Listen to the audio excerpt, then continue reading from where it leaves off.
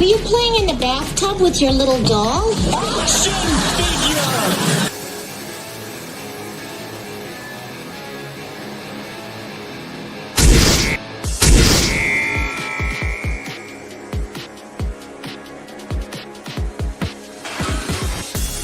Come on, you can do it. Wonder Wheel. I don't want to go through life being a Wonder Wheel mother.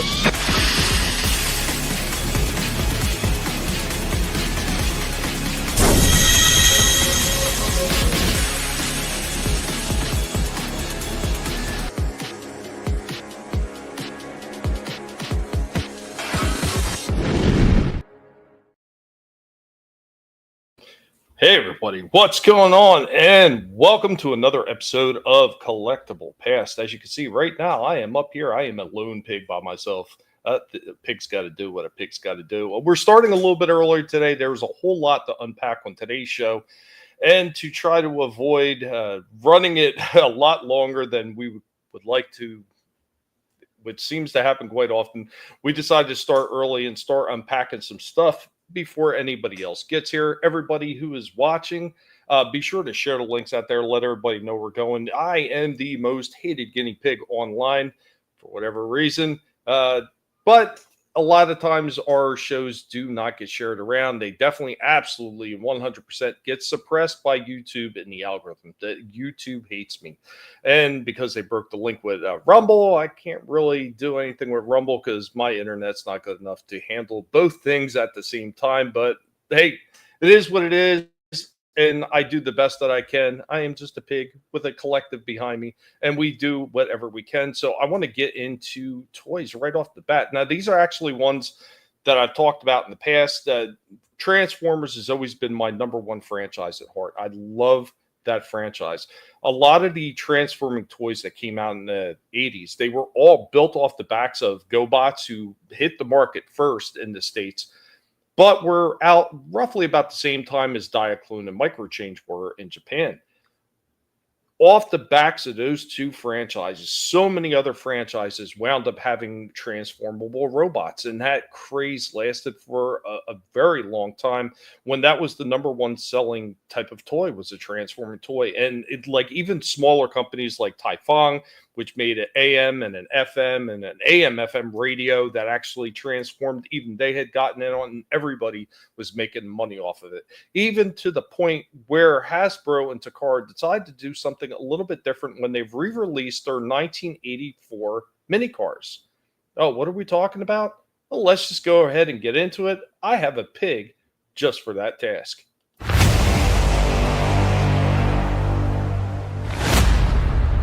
Greetings, everyone. It is I, Dark Helmet, of the Guinea Pig Collective, the Sci-Fi, and the Transformers Pig. Here we go, looking at these older cars, these 1985 cars, running across the table. The fact that most of these actually still have the wind-up feature that works is kind of amazing, because a lot of these things tend to break because most people would rewind them. But we are going to get into exactly what these cars are momentarily.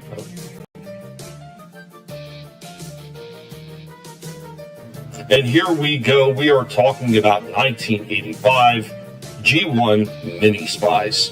So here we go. There was a few different models. So there was, of course, this Jeep model. That one was a little bit busted up, but we have much better looking ones sitting here. There was also Porsche, which is this model right here.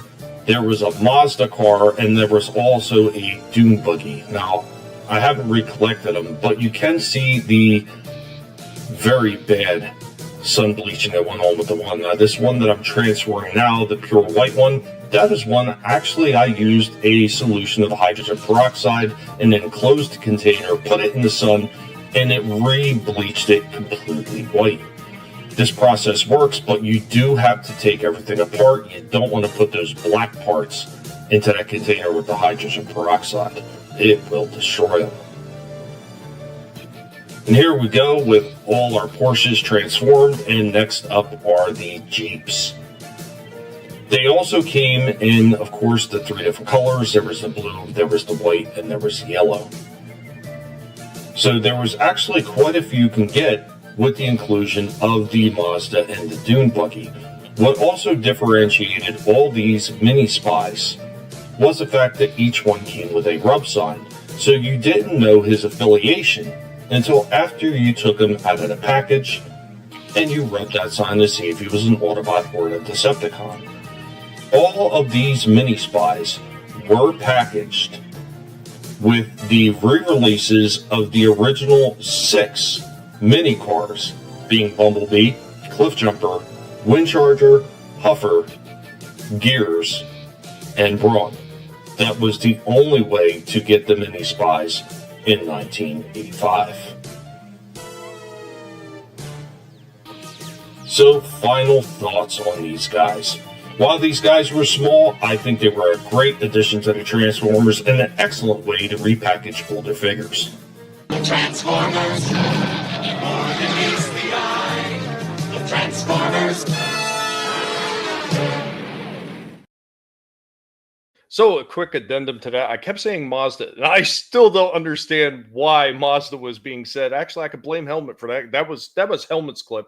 It was actually a Toyota. Was actually the car that was actually in question, which was the other one. So the Porsche 928 that was there, and then the Dune buggy, which I never seem to have been able to lucky enough to recollect over the years. But with all the different inclusion, there was like 48 different mini spies that you could get. So you have the yellow, the blue, and the white.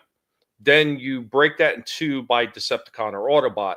Then you break it in two again because they had two different versions of the wheel well. So there was a very shallow wheel well where it was very prominent spokes. And then there was a deep set one as well.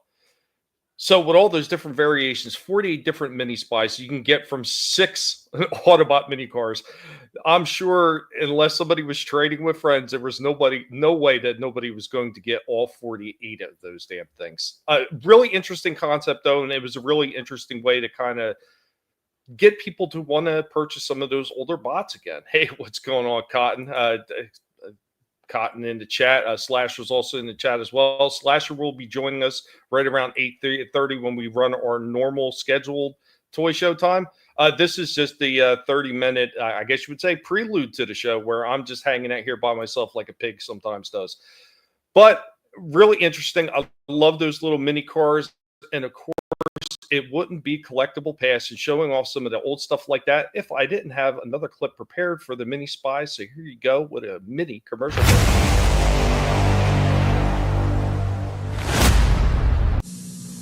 After these messages, we'll be right back. In the world of the Transformers, it used to be easy to tell the Autobots from the Decepticons. But now, the mini-spies are on the loose. They look like Autobots, but are they? It's a Decepticon! After him! Transformer mini-spies. You get one with each of the 6 Autobot mini-car packages. Motorized Transformers. You can't tell if they're Autobots or Decepticons until you rub up their symbol. It's an Autobot! Transformer mini-spies. Get them while supplies last from Hasbro. Now, back to our program. Love those old things. One day, maybe if I get lucky enough and financially a little bit more stable, maybe I'll take a stab at trying to get all those mini spies.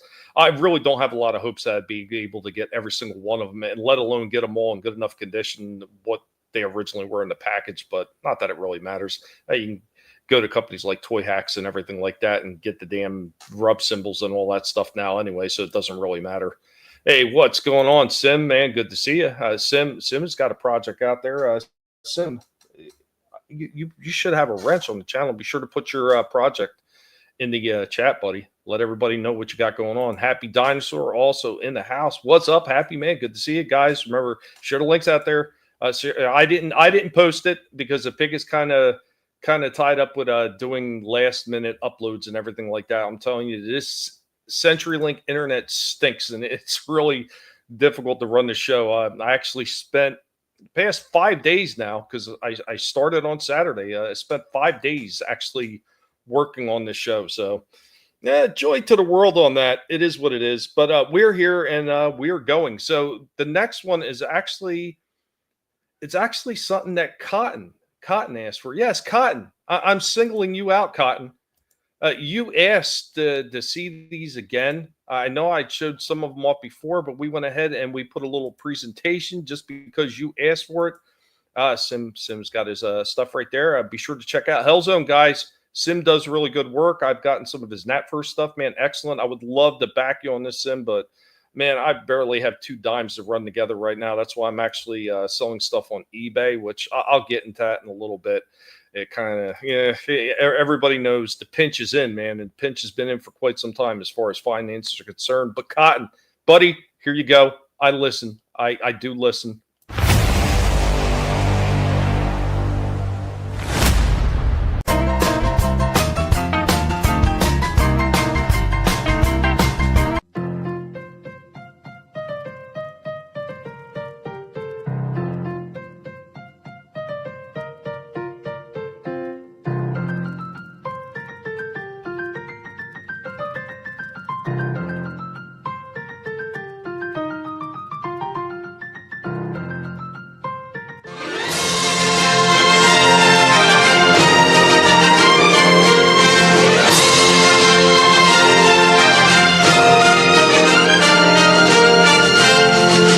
So, after running Battlestar Galactica, Universal Pictures decided they were going to dip their toes into the toy market the same way that Kenner did with Star Wars with their 3 3/4 inch figures.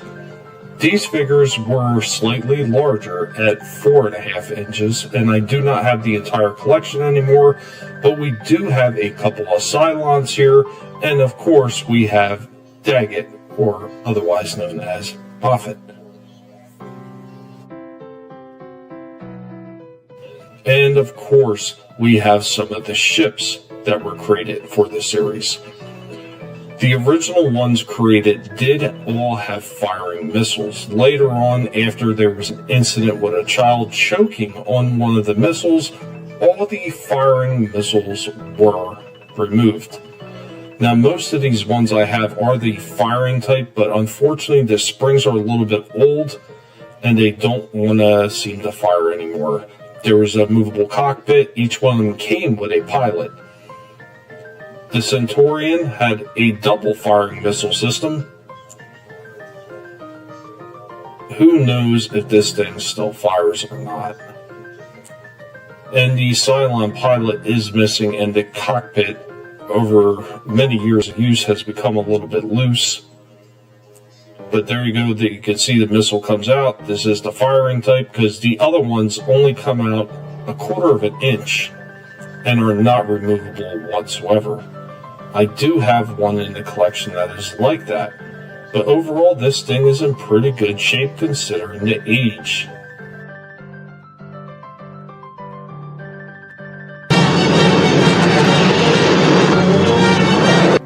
And here we go with the Scarab and the non-firing missile. You can see it only moves out that little 1/4 inch.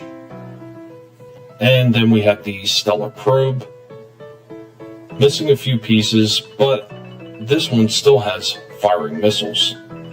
You can also take the ship apart and create different versions of it. It was pretty ingenious. Created a lot more playability. And last but not least, we have the Colonial Pilot.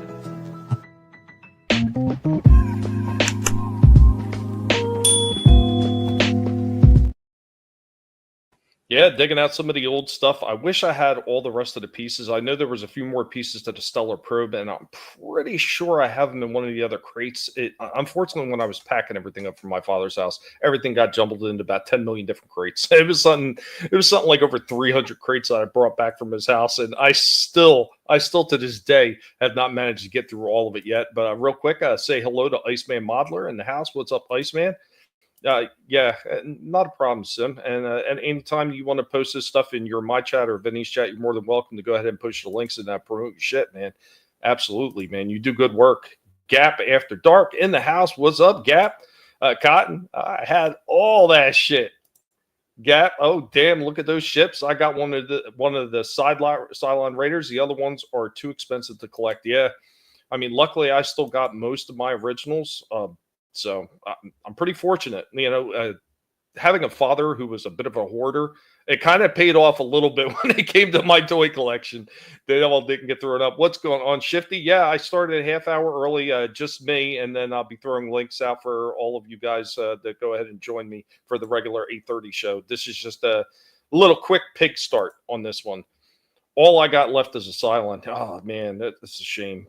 And, you know, and all the models they used to put out back then, like the big Battlestar Galactica ship model, like the Pegasus and all the other things, man, those things were awesome. I wish I had all those things, but yeah, I've got a smattering of what I used to, because I think some of them might have gotten sold when I was younger. Stupidly on my part, I did sell almost all my Star Wars Kenner figures and shit, and I think a few Star Treks and possibly Battlestar Galactica might have went the way of the dodo stupidly and sold them for damn near nothing, even at the time. It was an absolutely dumb move, but I'm sure everybody's gotten to that point in their life where they're like, oh, you know, there's other things I'm more interested in. I want to get rid of the toy so I can buy something else, and you do something stupid like that and you regret it later on.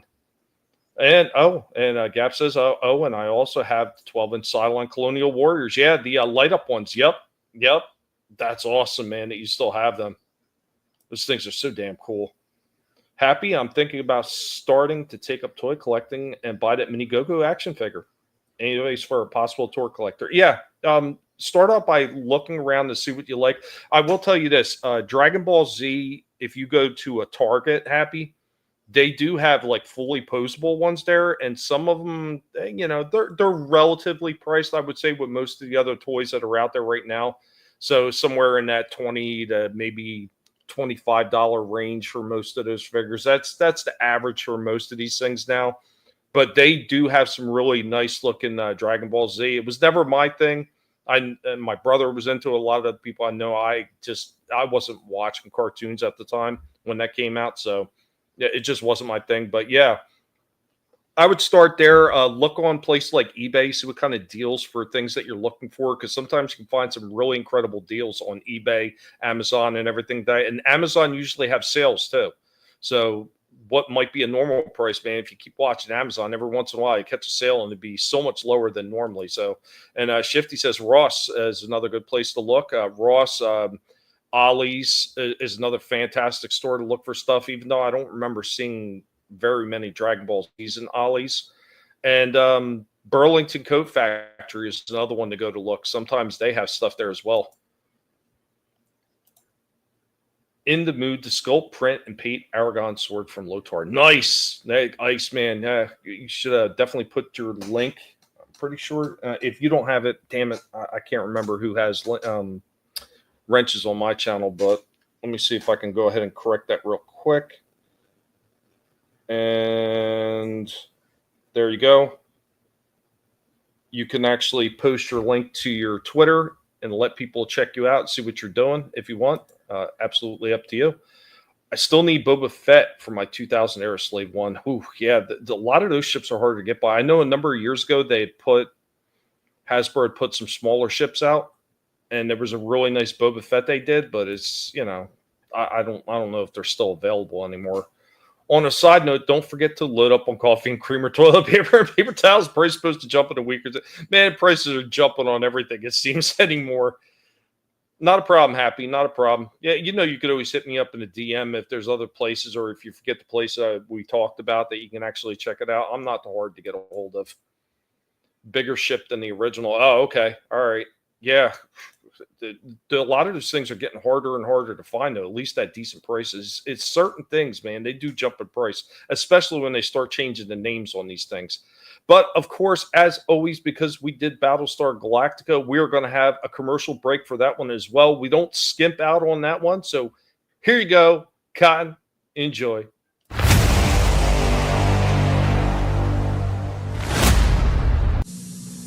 After these messages, we'll be right back. Look, Battlestar Galactica all-action toys.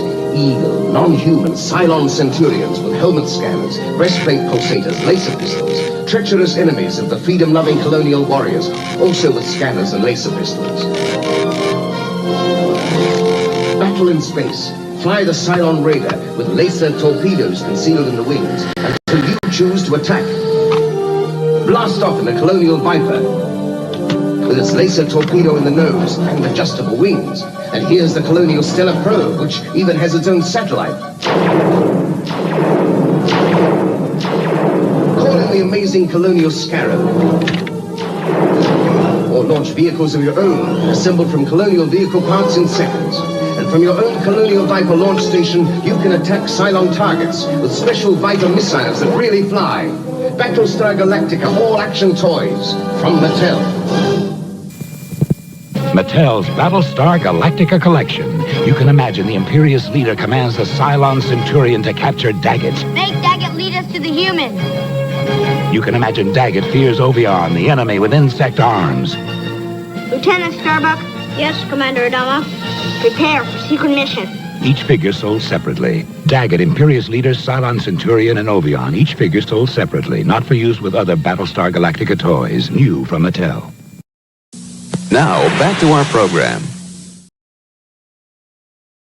That does bring back memories, doesn't it? Doesn't it, Gap? Love those old things. Hey, you know what? Cotton, the harder they are to find, the more you could probably get for them. So, yeah, it's a bigger ship than an original. I mean, it doesn't hurt to at least like look at it, see what it is price-wise, to see if it's worth to sell for you. I mean, I know a lot of that stuff I take into consideration. How much do I really enjoy it? Whether I really need it, if I need to make space, and then that's when I wind up selling stuff. Not a problem, Iceman. Anytime, man. Had those. Yeah, you know, I had all those figures except for Baltar and the gold-colored Cylon Commander. But I had Apollo. Starbuck, because they never did Apollo. So I had Starbuck. I had Adama. Obviously, I still got the regular Centaurians, and we still got Daggett. I had Ovion, and I had the Imperial leader, or the Imperious leader. Really cool figures, man. I love those things. They didn't have a lot in the way of articulation, but you really didn't need all that much back then, because most of the figures were pretty standard like that with minimal articulation. But they were just fun to have, man. It was a great time, and that's why a lot of these companies are digging into the well of yesteryears, and we will be getting into that hardcore into the show today. There's a whole lot of stuff planned. Maybe stuff you might have heard about, maybe stuff you haven't heard about, but they are definitely digging more into the past. Street Sharks came back. You're talking about, you know, when they brought back the classic Turtles again and the origin figures from Motu.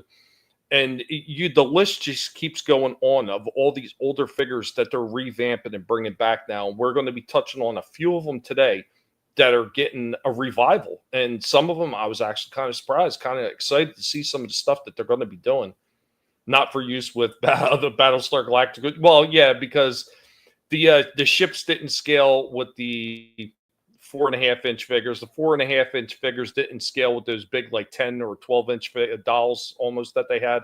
So, yeah, there was a little bit of disparity in size in the Battlestar Galactica collection, but it was the same thing with Star Wars. They had the 12-inch dolls with Luke and Han and Chewie and all them, and then they had the regular 3 3/4, and then they had the vehicles and play sets for them, but then they had the smaller die-cast ships as well that didn't, obviously didn't have any playability with the much larger 3 3/4 one. So it was the same thing with most of this franchise. They did that across the board. Mego Dukes of Hazzard, they had the 8-inch dolls. Then they had the little 3 3/4-inch, almost G.I. Joe style figures that they made. And they made it generally in like a Cooter's Garage. And they had the Boss Hogg's limo and Roscoe's patrol car. So, and Daisy's Jeep. Almost forgot that.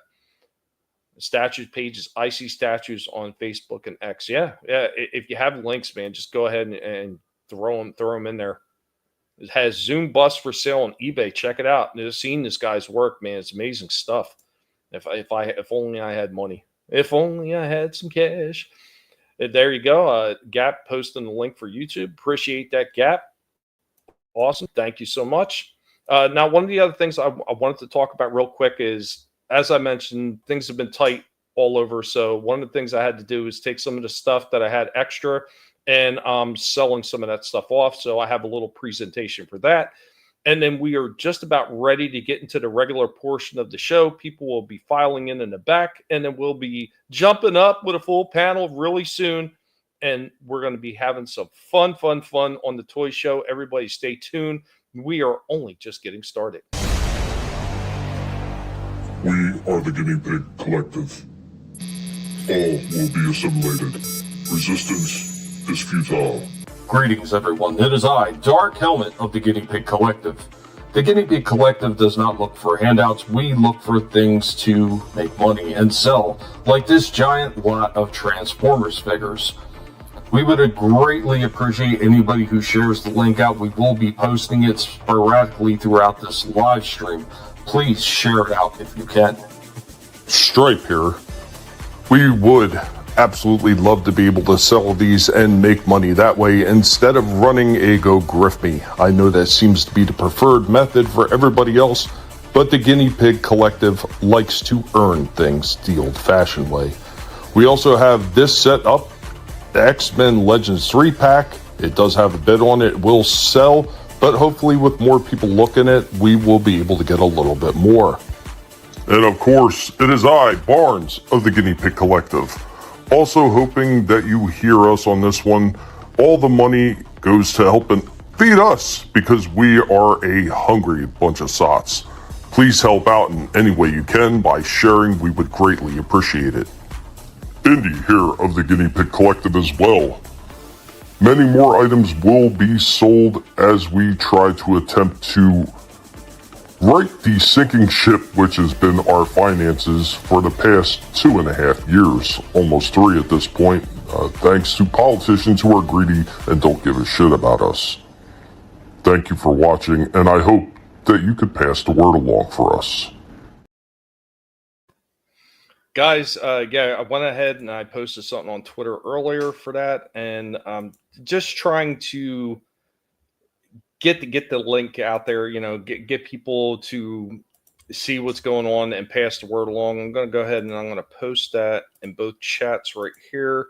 If you guys can repost that and share that out, I'd greatly appreciate it. I'm just trying to do things my way. I know it'd be easy to run a GoFundMe to help feed the pigs and everything like that while things are actually in the toilet right now, but I'd rather just sell things and just kind of earn what I'm going to get instead of just begging. I just can't do it. I just can't do it. I would literally have to be to the point where the pigs are in dire need of medical care before I would even consider anything like that. But I really would appreciate everybody that could share that out and pass the word along. Hopefully it'll get into the hands of the right people, and maybe more people will see these items, and maybe I'll be able to sell them, and then they'll help right the this monthly sinking ship. And God only can hope things to get better. And my wife has been out of work for quite some time, so it's been really tough on me with my unmoving budget and finance that I have since I'm on disability from injuries I sustained years ago. It is what it is. So I'm not looking for sympathy, just looking for people to pass the word along. So we're getting ready to go ahead and start the regular show. I see we have one of our victims already in the back. Wolf, my good man. We got this super fan, Adam Shawhan, in the house. What's up? You know me, on time. Because I'm always early, it just happens to be that way. It just must be a Guinea wiener exclusive. When you get the pigs and the dogs together, right? I'm sure everybody will start filtering in. I'm sure nobody in the group was expecting me to run earlier, but I had a few other things that I wanted to get into before the regular crew got here and everything like that. So trying to find time in between, and I don't want to cut anybody off once they get into showing their stuff. Like I don't want to have to cut you off or cut Vinnie off or Slash or anybody else while I'm showing these things off. So Gapper, appreciate that. Thanks, buddy. Appreciate that. But yeah, speaking of toy reviews, before the other guys filter in, you'll probably be seeing this one first. So we do have an older figure that I've had in the back for a while, but meaning get around to reviewing this one. And I got to say, I wasn't overly ecstatic about this. And I don't know how many, I'm sure everybody knows about Spawn. I'm sure everybody knows about that. Thank you, Gap. I appreciate that, man. I really do. it helps a lot, especially when I'm up here fighting with this shitty ass internet. But there were so many different versions of Spawn, and they went ahead and created this one. I picked it up a while ago with the intention of reviewing it, but then, well, at the time, a bunch of Transformer figures came across Pig's desk at the time when we still had money to buy a lot of stuff, and this one got kind of pushed to the back, so we dug him out, and here we go with this guy. We are hanging out with Stripe, all the horror icon pig on the spinny table of doom. Look at that, best hair in YouTube, but the best hair in YouTube doesn't stay the bestly brushed for very long, does it, Stripe?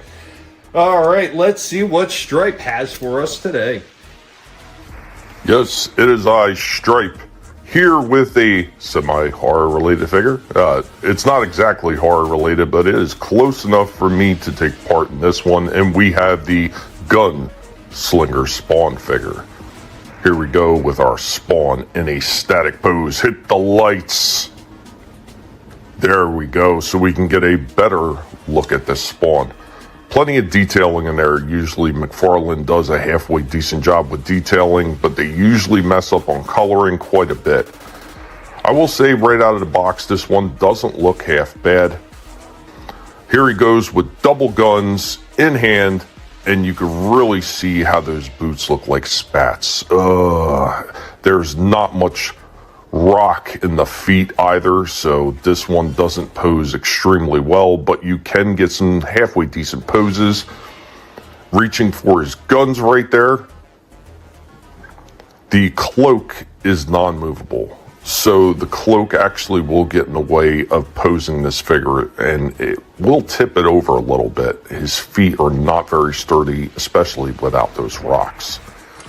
But let's get into that articulation. To kick up, almost non-existent. This is horrible. It's that McFarlane diaper. It does not allow this to move, especially with the way that they did the detailing on the pants. It just doesn't move at all. He does have a double jointed knee, and that can kick back quite far. But once again, with that cloak, the cloak gets in the way. This thing in any kind of position. So there's the turn at the feet. And once again, there is like no rock. No rock really whatsoever. He does have a little bit of a bend at the tip of the toe as well. But without that rock, it really does limit what you can do with this figure. He does have a double cut at the waist, so he's got a standard twist at the bottom end, and he's got a small diaphragm in the middle where the chest is. You can get a little bit of back movement on it and not so much crunching forward. I just don't understand how McFarlane misses this shit, especially for as long as they've been in the toy biz.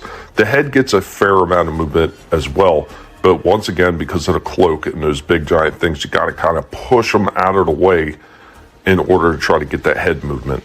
He does have a double jointed elbow. Once again, fair amount of movement in that. It does go back quite far, and he has the turn right there at the bicep. The hands turn as well, and they have a very, very small amount of pivot. And now joined by Vinnie Art.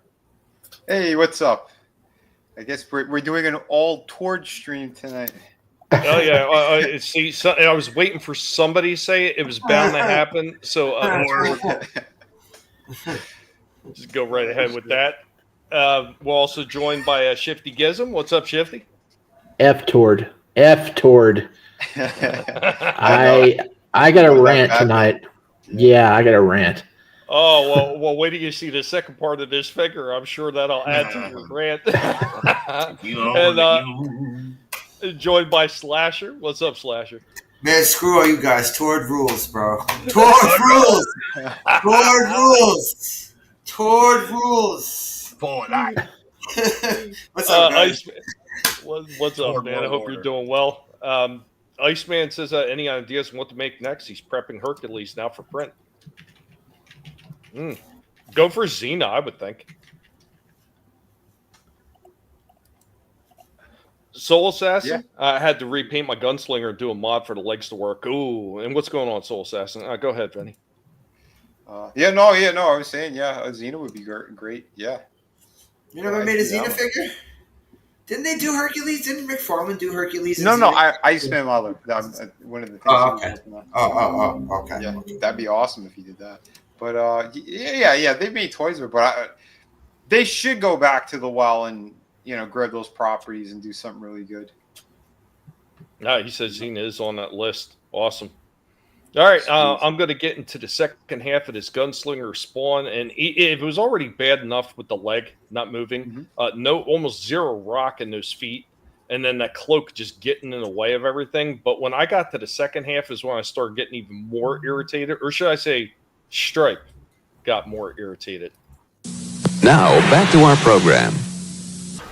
And you can see the one gun is pointed the wrong way. Why? Because he doesn't hold either gun very well. They do not sit in the hand very securely. They're very loose. Both of them are like that. And here we go with a close-up looking at the detail of the figure. The detail looks pretty decent. Other than the spats at the bottom of the boots, but he's got little pouches there with knives and everything. He's got the spurs on and everything. It's not bad looking.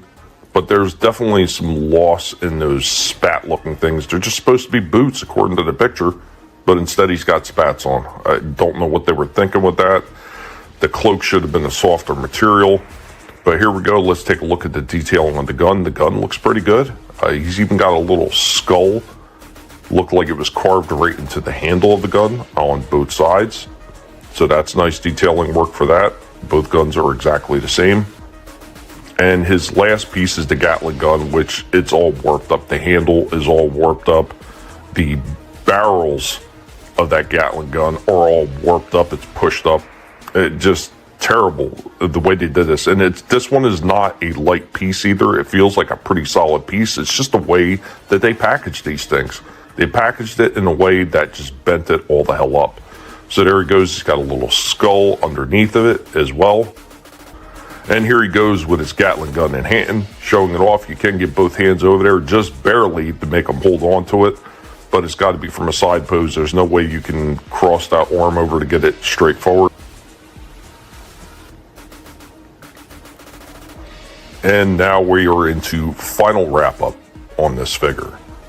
While a lot of the detailing on this figure looks really good, there are some huge key takeaways on this one. Number one, they showed in his picture that he had a lever action gun. Did not come included. The Gatling gun was warped. The spat look to his boots is pretty terrible, and a lot of the lack of articulation, especially in the way of pivot and not having any kind of butterfly joints on somebody who has guns, is just unforgivable. Overall, this one is good if you could pick it up on the cheap, but not for full price. The best that we can give this one is a 7 out of 10. Yeah, that looks like a 7 out of 10. I was not happy with it. And like even in the pictures and everything, they showed they're clearly boots, and they showed a lever action shotgun or a lever action rifle rather, and none of those things were included. Like I can't stand when McFarlane does shit like that. He posts these pictures of something that does like some of the ones that Adam has shown, where the picture they show is not the character at all. And what's going on? What's going on, Chaos Boy, man? Good to see you. Things are going all right. They're still being fed right now, but I'll touch again on that. I'm running a few sale items on eBay to try to help, I guess, soften the blow of what's been going on the past few months. So I'm sorry, Vinny, go ahead. Yeah, no, dude, I agree. He's a character I was never really, I never really got, to be honest. To me, it was a weird concept. The gunslinger spawn. I don't know. There's people who just really love it, and for me, he's a character that just made no sense to me. But it's strange because he's broken his own laws and rules to his world and all that shit, and how many spawns you could have at a certain time on it. I don't know. It's just it never really grabbed me. When did they? I never even knew of this character until like maybe about 4 or 5 years ago. I think he's been around for like 25 years or something. Yeah. Yeah, it was like it popped up a long time ago. One of his shitty books. That's how far out of Spawn I fell out. Yeah. I feel like once I hit high school, I stopped really picking up comics. Oh yeah, I don't blame you. But he's got like a series, but he's got one book. It's up to like issue 40 or something, and I had no idea. Scourge or some shit like that. The female, basically the female Spawn. And I'm like, it's up to issue 40. It's the first time I've even seen one of these stupid comics. Like I didn't understand it. But, I don't know. Yeah, I think it was like freaking freshman year of high school when I was still getting comics here and there, and then I just stopped. Yeah. So, I know he did like 9 million different versions of Spawn, right? Like there was the freaking medieval Spawn, gunslinger Spawn, regular Spawn. But medieval was Pharaoh Spawn, Viking Spawn. Yep, Spawn, yeah, I forgot about Viking Spawn. Like garbage collector Spawn. But the Spawn that was there from the beginning, like he was in the first. He was in issue 9. Was medieval, so he was there from the beginning. Medieval Spawn. But, and I'm curious, did he ever do a tuna fisherman Spawn? I don't know. We can make that happen. Well, all right. Also, hold on a sec. Maybe that's what I need to do. I need to do the tuna can Spawn, and that way he'll finally hire me for a fucking cover. That'd be great. Wasn't it that they introduced Angela in the same issue with and she kills him immediately, I think. Neil Gaiman, he came up with that stuff. Nobody talks about Chaos is back with the animal trading. He gets 7 out of 10 pigs and toads, 10 dragons, 10 goats, and 7 chickens. There you go. Nice. Tooth fairy Spawn. Tuna fish Spawn. I designed a tooth fairy when I was working there, but it was from a movie. Is it safe to take toward rules off now, or that's up to you? Replace it with F toward. Yeah, have an F toward. Holy shit! Yeah, it's wild, man. You know what it was? It's like I remember like one point in wrestling where everyone had a job. Like we had an IRS agent, we had a garbage man, we had a birthday clown. We had Stephanie blowing every. Oh wait, never mind. That was something else. That's a different kind of job. Yeah, it's holy shit. Sorry, we went there. My bad. Yeah, there you go. Prostitute Spawn. There you go. There we go. F toward. What? Can I rant? Oh, absolutely, go for it. Okay. Let me load up some pictures first. Wait, let's see. Here's the microphone. What? You don't already got it loaded and ready to go? Slap her. Oh well, yeah, well. He says F toward. F toward here. Toward rules till the arms fall off. Let's see. Okay, this one right here. Done. You got it. Yeah, this is the Batman Year One. It's Walmart exclusive. But if you've been keeping up with the multiverse line, Walmart has pulled those from the toy aisle. So we don't know if those are even going to show up in stores because the multiverse was in the toy aisle and in the electronics aisle where the collectibles are. They only carry the collectibles, the DC Digital Directs, and the page punchers. Well, last month they said, hey, pre-order is coming up on the 16th of April. If you want to get on there and order your Batman and your Gordon and all that good stuff, we'll have a certain time and you can get on the internet and you can load it up and you can do your pre-orders. And this figure right here, I think this is probably one of the best Batmans he's done. It does have pegs in the joints, but I think this is the equivalent to the Batman, to the 40s Fleischer Superman that came out that we all loved. This looks phenomenal and would look great. Would look great sitting next to it. Oh yeah. Well, yesterday morning I got up early, and I didn't know exactly what time they were going to do it because they've been doing it at odd times. And every half hour, I would check, the Twitter for when they would announce it. And man, the time came up, they announced it, and I went over, and it was sold out. It was sold out. It had sold out before they had even announced it on Twitter. Wow. I was furious, and a lot of people were furious. And up at the top of the page, it says, "in 200 people's carts." What the fuck, Tord? I mean, I don't understand it. I didn't mean to say that. I didn't mean to. I did not mean to say that. I was just that came out. Oh man, that's one of those. You want Tono with that seriously, Tord.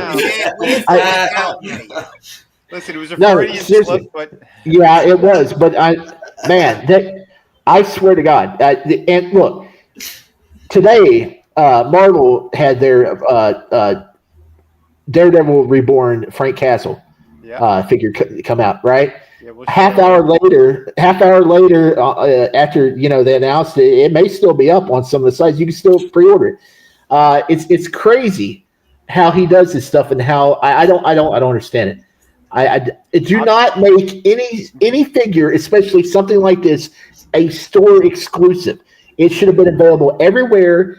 That way, if the one retailer is out, we can go to the other one. We can go to this place, or I can drive over to my GameStop and reserve it. Yeah. This was insanely stupid. This was incredibly stupid. You know what the worst of this is, Shifty, and I'm sorry, Adam. Oh, I say, it's got to be a contract thing too. Yeah. Well, I mean, because of the fact if it's an exclusive, you got to produce X amount of exclusives. Then they do this. But the same with Walmart allowing, like Target used to put limits on stuff. So like when I got my Randy Savage, you could only order 2 of them. This better end up in stores, or I'm going to be extra pissed. No, I don't like the rest of us and pay $50 on eBay. This is the same thing that they did once before. And Hasbro had done it with Transformers as an exclusive to Walmart for the Cosmos figure from the Speedy 500 collection, which I wanted really bad. Could not find this son of a bitch. They were sold out within a matter of maybe like a half hour or 20 minutes, if it was even that long. I don't even think it was. Which figure? The Cosmos one that I wanted. Oh, remember? okay. Yeah. Yeah. That thing was sold out quick on pre-orders. It was gone. It never made it to stores. All these scalpers were able to go, because Walmart, even though they say, they limit, they don't limit. So these guys, whether they use multiple accounts or not, they purchased every last one of these things on pre-order. So there was none for anybody else. Within a few days, you've seen people posting them on eBay for $70, $80, or $100 some odd dollars, because all the scalpers had bought them all up, and you could see, 10 in stock, 20 in stock. It was the scalpers that bought them all. And Walmart is one of the worst when it comes to that shit. Yep. I agree. There are 2 things. I'm sorry. There's 2 things so far that makes this shit happen. One, Tord he's very scummy with how he does this stuff, first of all, because he knows that these stores cut the inventory in half. And because he's losing the license, it's probably chopped yet again. So there's probably a quarter of these figures that are actually going to be hitting stores. And he has to rush all this shit out. He has a ton of product that still has to come out. I think the middle, of 2026 is when his license goes up. So he still has a shit ton of things to get out. So he's going to do the bare minimum. It's going to it's going to piss off everyone. I'm telling you right now. His big figures that'll probably sell the best, and he's probably going to do something similar, is going to be the Batman Returns, Catwoman, that line, what he has set up there, because everybody wanted that from day one. We still have not seen the Linda Carter Wonder Woman. We still have not seen a Jack Nicholson Joker, and those might not. I don't think they're going to happen. To be quite honest, they might not happen at all now. Jack's not happening. I doubt that. I highly doubt Jack's happening. And Linda Carter was supposed to be in talks a couple of months ago. I don't think it's happening at all now. But tomorrow they're announcing the Superman movie figures, so those may sell well. So we'll see what happens to that shit. What, but the new Superman movie? Yeah. Yeah. Because there's also don't care. Bro. Yeah, because here's their big thing, and this is gonna piss off even more people too, because he's gonna end up dropping the spoiler that Supergirl is gonna be in that wave, because she's gonna be in this stupid movie, and he wants to push those figures out the door, and he said that's gonna happen because her movie's supposed to hit next year as well. So he's gonna jump the gun and release those things early, I think. But the other thing that makes this super problematic, and we're going to hit more of this tomorrow on my Friday stream, the dangers of AI, never mind what's going on, everything else. The collecting world alone is proving this because they set up bots all over the place to steal all these fucking things. Because like you said, it sold out before it went on pre-order. How does that happen? That's from the fucking computers. And I'm telling you right now, almost all of these figures that everyone really wants, they have quadrupled in price already. Adam and I were looking at a couple of the page punchers. It was a Shazam figure we were looking at, right? It was maybe 2 weeks ago. The following week, that figure went from $50 to about $100 to about $150 to $200 right now. It's showing you how people, because they're aware all this shit's going, it's disappearing fast. Yeah. So now you got all the scalpers pulling their for games. a $25 page puncher, yo. Yeah. Not only that, but you got that Walmart truck, or supposedly Walmart truck, that was stolen. They had all the Supergirl figures on it and some other stuff from McFarlane. And, you know, that led to Walmart canceling a whole bunch of pre-orders. And they say that might affect some other stores. Wow. And they said that might be an inside job. So, don't forget the summer of love when Amazon stuff. Like, that's just an excuse, man. I don't like. I call BS on that. Yep. I'm sorry, like, there's too much stuff that'll go in the media that'll feed it. That's the AI feeding to piss you off, so you lose your mind and then have a heart attack. Yeah. Excuse me. One stolen truck. One. Yeah. Did all I that call bullshit. Yeah, I call bullshit as well. This ain't no Fast and Furious, yo. Yeah, look at this. Look at this, man. It better get in the stores.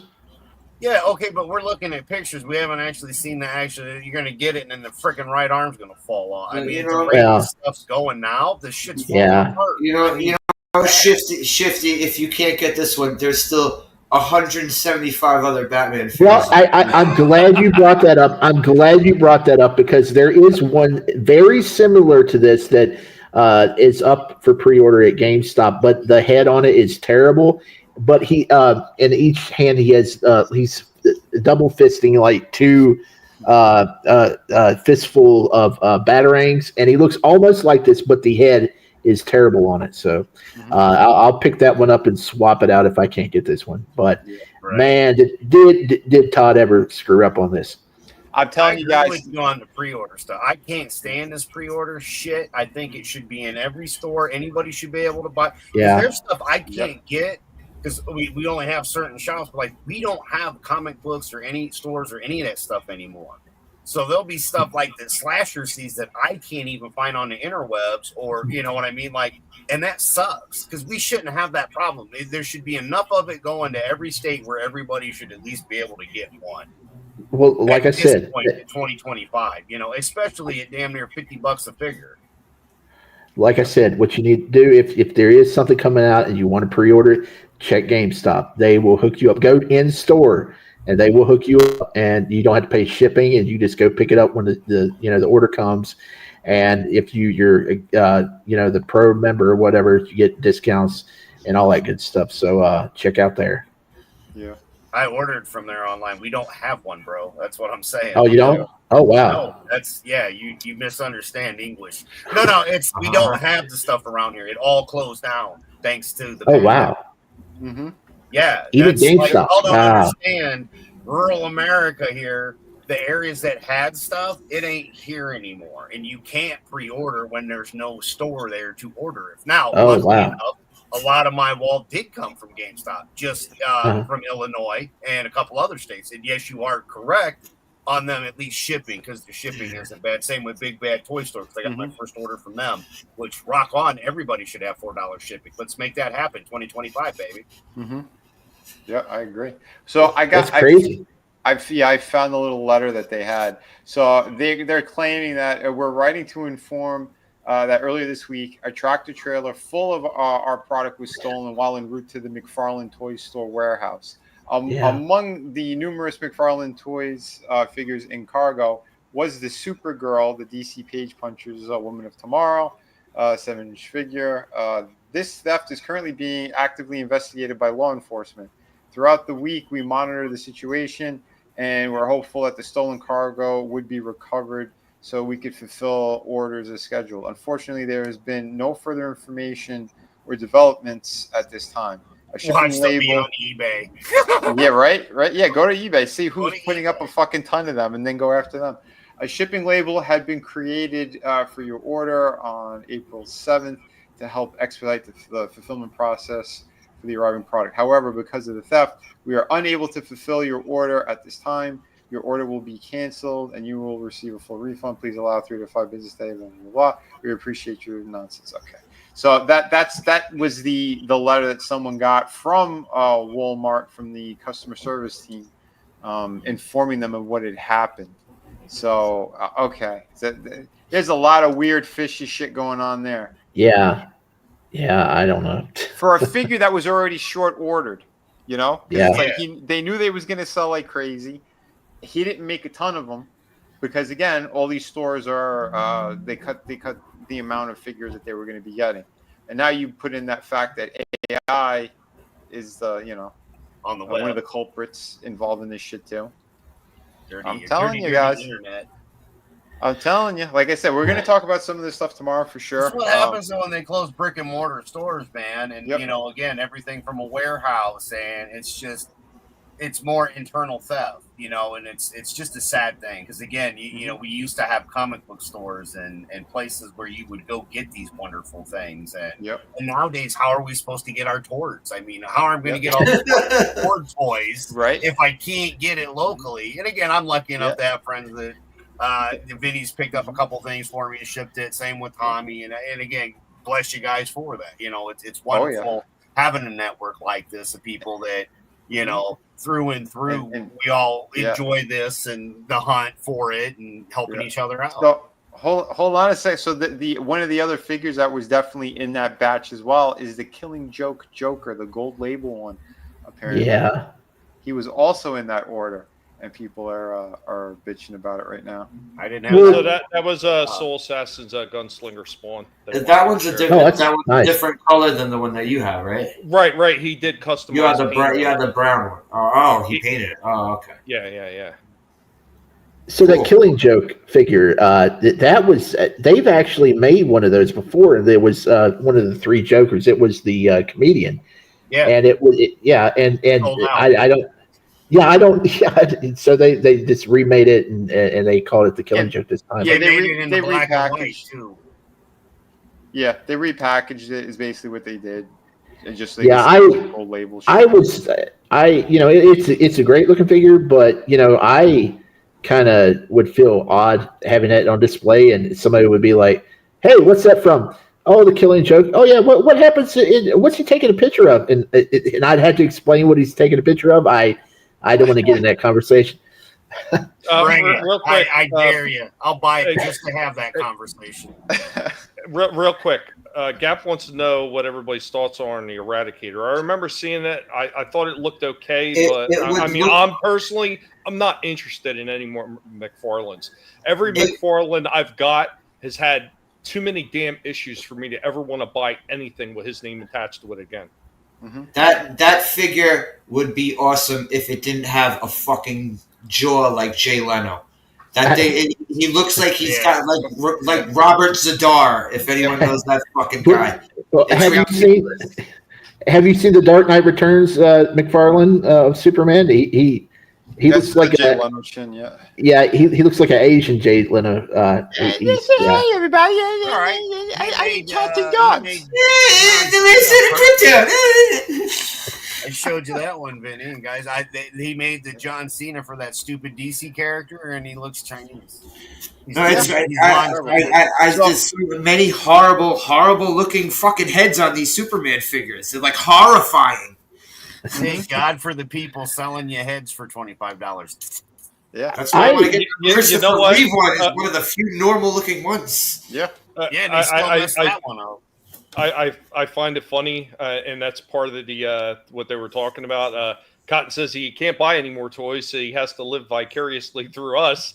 Appreciate that. Gap, he absolutely agrees with that sentiment, and then he gets in. He used to have McFarlane's dragons. Oh. Yeah, I have a good number of those dragons as well. I didn't get all of them. I didn't like the ones that are like have like the humanoid hands and shit, and like that are holding things. Like I wasn't really into like the D&D kind of looking ones. The ones that are more like, more primordial looking, and darker and more savage. Those are the ones I liked. I wasn't crazy about the ones that like holding fucking orbs and shit and books. Like that was weird to me. But hold on, let me answer the Eradicator thing, because I did see that and I said this was a complete fail.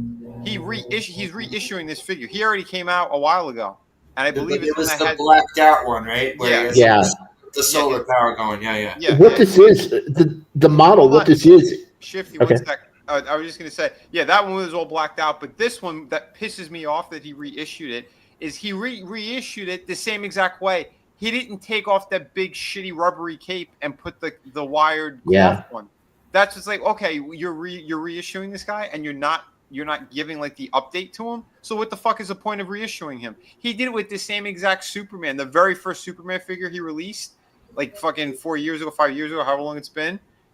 At least when he reissued him, he gave him the wired cape. I think Adam has him in his collection too now. But and you could tell because like the joints and everything. I didn't even think about the cape. I couldn't get past his ghastly fucking oddly shaped fucking dome. Oh my god! Tiny nose. Mm-hmm. But the cape, it kind of connects to the emblem in a way that he's never done that for a cloth cape. So that might be what held it back. But the head is a reuse of the Hush Superman. They just put glasses on it because he's got that tiny little nose, that big broad jaw. So he's definitely recycling parts. I mean, I guess the solar power looking one would be a better pickup because you wouldn't notice the fucking misproportioned head so much, right? Mm-hmm. Yeah. It's wild, man. And Soul Assassin, I get that. A lot of people do. But my thing is if I'm paying this kind of money for a figure, I don't want to have to sit there and customize and make it look good. That's to me, that's just an absolute fail on the manufacturer. That'd be like saying I picked up an Optimus Prime and he was all miscolored and I had to paint that Optimus Prime to make him look like. No, I don't think so. It's not happening. Yeah, for the price that they're asking, like you said, I'm cutting back now as well. I'm sure Adam can be back once he gets everything figured out. Poor Adam, he suffers with the bad internet like the rest of us. Yeah. Well, that's funny. You mentioned customization and Tords, and that's what my first video here in a little bit is going to be about because I did something. I think they just put out a Bizarro. It's Superman looking like Bizarro. I just remember seeing like a reissue, ain't it? It's up for pre-order. It's a new one. But okay. Yeah, it looks pretty neat. I don't think I'm going to get it though. But all right. Well, I think we bashed Tord enough. It's time to move on. We're already at 9 o'clock. No. I've had enough of Tord. I'm done. He's like, no. I want to talk shit about my former boss, please. I'm done with Tord for the evening. I don't want to see any more Tord. I'm done with it. I don't want to hear another word. Well, then I'm going to leave because I have 3 Tord figures. And I have a video for Tord too, actually. Tommy, you started it. He's like, I'm surrounded by Tords. Yeah, here's the Tard Superman. Yeah, that's the Bizarro. Tard McFarlane. I didn't mean that. Well, maybe I did, but I didn't mean that. I mean it. Okay. Hard McFarlane. Oh dear. That's it. Now it's stuck. Just like the joints on these shitty figures. Fabric Oh, jacket. by the way, here's that Commissioner Gordon. This Commissioner Gordon is he's Constantine. So everyone's going crazy. Oh, it's well, brand new. It's not a brand new figure. This is Constantine with a new head. That's it. Almost. Body. Almost. He has. Well, almost. The Constantine has a hole on his knee in his pants. On his right, left knee, he has a hole in his pants, but Gordon doesn't. So it's a new figure. It's the same exact thing. So there you go. Instead of giving us like the Jim Gordon from, to complete the what's his name, the Bale universe shit. Instead of giving us that, we have Morgan Freeman that they made, but they didn't make Commissioner Gordon, who's a more pivotal character. They made Jeremy Irons Alfred. Yeah, he sold out. He sold out too. Yeah, off the Dead universe, because then I'm going back to that shitty universe. I gotta drop it. I'll be back in a bit, guys. All right. You gotta drop the tart. I mean, a yeah, I gotta drop it. A McTardlin. A McTardlin. McTardlin. All right, I'll be back in a bit, guys. All right, man. What's going on, Manlin? It's good to see you, buddy. Yeah, that's a hole in his pants. Didn't say where. Ah, that's nasty. One thing before we get back into more Toward talk, is that Adam? Yeah, there's Adam. Yeah, that's Adam. One more thing before we get into more Toward talk is I actually wanted to get into something that actually kind of surprised me, and I was a little bit taken back by, and it actually kind of got me a little bit excited about it, some of this stuff. And I know a lot of the Toward stuff is going to be going down the rabbit hole of that rotten stinking tuna can. So I wanted to bring something just slightly more positive, because so far it is not looking good. But yeah, I seen something in passing. So I did a little video talking about toys from the past and what we can expect to see. And as we get through the show, I'm going to start talking about more of these things that they're bringing back.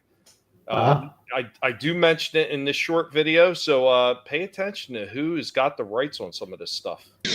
How you can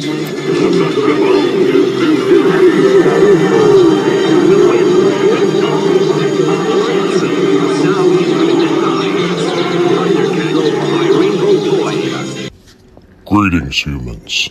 This is Indy. Welcome back to Toys from the Past. Welcome back with me, Indy, your professor, on this episode of Toys from the Past. So on today's Toys from the Past, we will be looking at a sometimes forgotten, often overlooked toy franchise that was not out very long, but it was quite interesting in its design.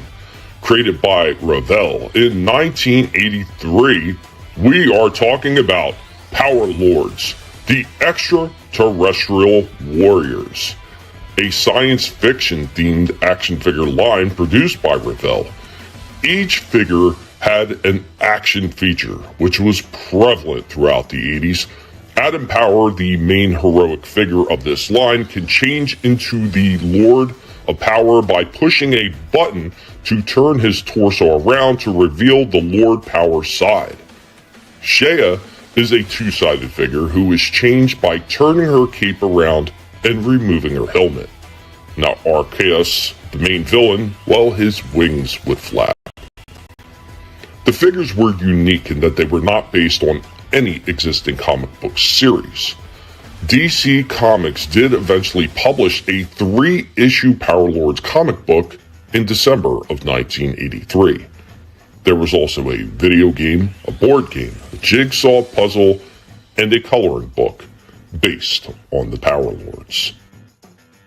From 2012 to 2017, the rights to the Power Lords, including all figures made, fell under Four Horsemen Studios. That was until September of 2021, when the Nacelle Company, known for their documentary series Toys That Made Us, acquired the Power Lords brand with their intention to make new toys, comic books, and an animated series. In September of 2022, Nacelle did announce that there would be pre-orders for the new Power Lords figures, but unfortunately nothing came to fruition of that.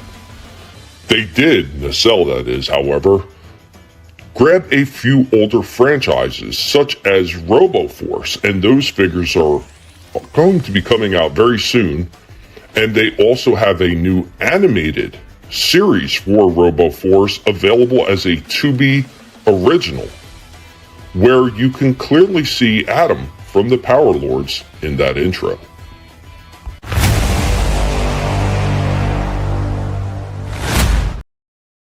But Adam's right here. So real quick, I wanted to touch on that because I have something I'm going to be bringing up later on. But there's actually a few franchises. Now, the weird thing is I'd seen another franchise in the early release of the Nacelleverse intro, and I clearly seen a Centaurian in it, but then they removed it. So I don't know if they were planning on making a deal and acquiring the rights for Centaurians and it fell through or what happened, but it was removed from the intro. It was there ever so briefly. But of course, as always, before we get in and I hand the reins off to you guys, we're going to have to play a commercial break for the Power Lords. I remember this one when I was a kid. I thought they were interesting figures. I never had the chance to get any of them, but I thought they were neat for what they were. And it is always nice to see that these companies, and Soul Assassin, like Street Sharks, I'd mentioned, I think we talked about that a month ago, that I'd seen them in Target. And matter of fact, I was recently in Target and they still had a few Street Sharks figures sitting there. So, yeah, interesting stuff. So, guys, commercial break. And when we come back, I don't know who's taking over at this point, but the pig needs to rest for a moment. I've been on since 8:30, and I'm going to pass it off to one of these fine gentlemen that are my co-hosts for the evening, and they are going to keep you entertained while I catch my breath. But here we go with a commercial break.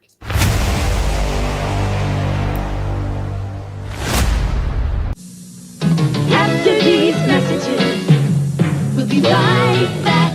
Our lords, extraterrestrial warriors. I am Lord Power, leader of the Lords. Cryptog and Rhaegar are attacking. We must help Psyduck defend Vulcan Rock. Our lords. Cryptog has 4 fists.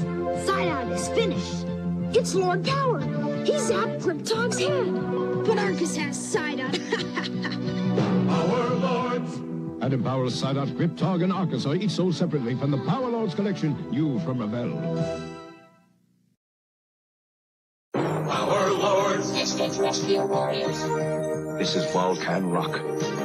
You can imagine Arcus, the evil dictator, fights Adam Power to control the galaxy. Blast array ready. You have to put Vulcan Rock together. Vulcan Rock, Adam Power, and Arcus, each sold separately. I'll change Adam Power to Lord Power, leader of the Lords. I'll take the Jewel of Power. Take a trip, Arcus. Vulcan Rock, Adam Power, and Arcus from the Power Lords collection, each sold separately, new from Ravel. Now, back to our program. Power Lords. You know what rhymes with Lord? What? Tard. Yeah. Those look cool, though. I mean, yeah. No, I thought they were pretty cool. They were simply designed, but I thought they were pretty cool for what they were. It was pretty interesting what they were doing. Now I look forward to get the rights so we can keep saying that. Yeah, I haven't even heard of those or seen those before. And once again, Tommy bringing cool stuff to the show that and teaching us about Collectable Past. Yeah. Well, as I said, I'm going to be getting into a lot of these franchise things that they got coming up now, and this one, Power Lords, is under Nacelle.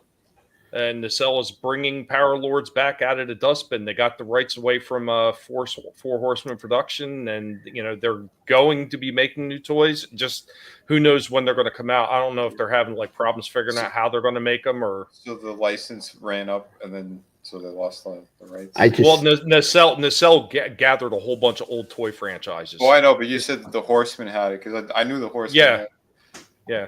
I think that from what I understand, Nacelle just plain out bought it off of them. I just hope I just hope that they sell better than the sectors and stuff, because those just don't seem to be moving at all. Mm-hmm.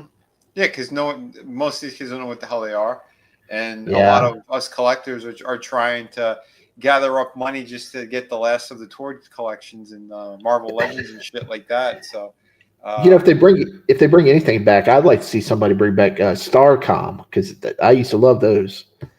I want cops. Yeah, cops too.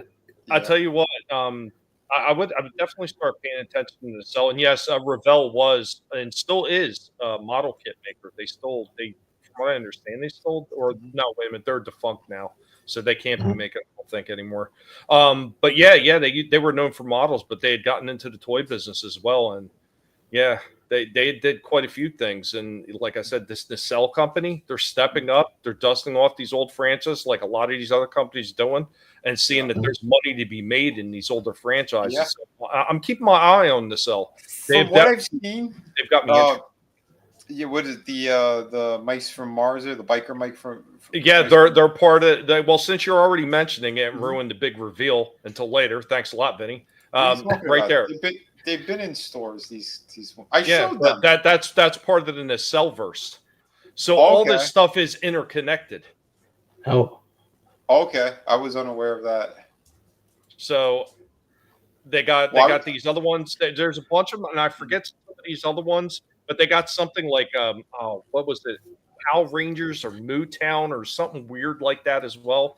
They also have sectors that they're connecting this whole universe. It's an entire connected universe called the Nacelle-verse. Weird. Wow. Okay. Oh, and see this little green guy? I'm going to have something later on Toys from Bygone Eras. This was a toy from the 1960s. That wasn't even actually like a figure. He was a big, like, remote controlled monster guy. Yeah. I'll be showing him off later. His name is the Great Galoo. Yep. And they dug this old thing out of the dustbin to bring back as well. Wow. I actually think I saw him on an episode of American Pickers one time. Wow. What did I just miss? They're like taking the Nacelle companies, that company Nacelle is taking all these like obscure things and putting it together in a universe. Yeah, because I didn't know I'd be ruining your surprise, but I was just going to say, because the biker mice from Mars, that's something I've seen in stores already, and I was going to say, yeah, there's a lot of competition what they put out there, because like for something that's obscure and older like that, like the articulation, the size of the figures, the price point, very, very competitive with the rest of the stuff that's out there right now. But like I said, they have pinless joints and stuff like that. Old Tord is still using those pin joints and having issues and stuff, because I'll show you with this. There's a couple of issues here. This is the one that Adam had hooked me up with, but I'll show it, and then I'll tell you what happened afterwards. This is even funnier. This is Vinnie Art, formerly designer McFarlane Toys and a comic book creator. Today I'm going to be reviewing the Lex Luthor Power Suit Gold Label version, where he is, I guess, I don't know the storyline. I think I have it somewhere, but yeah, he makes some changes to his super suit, and he wants to be a hero, and he's kind of taking a Superman kind of mantle thing. But my friend Adam picked this up for me, gave it to me as a gift, so thank you, buddy. I'll be opening this guy and doing a quick review on him. So here is Lex out of the package. Decent articulation for this guy. Good head movement. The face is nicely sculpted, but I could see it's a little lopsided. Like the whole right side of his face is like hanging lower than his left. You can tell it's from the mold, from the seam line. And this is a stupid mistake I've seen them do before. Other companies have done the same thing. When you see like super distortion like that, because like the whole right side of his face is like pulled. It's when they took him out of the mold originally, they didn't correct anything, so it distorted his face, and they left it like that.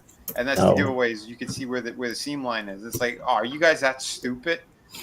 Like you didn't see. All right, that's one minor issue. But like the head sculpt is still nice. I still enjoy it. There.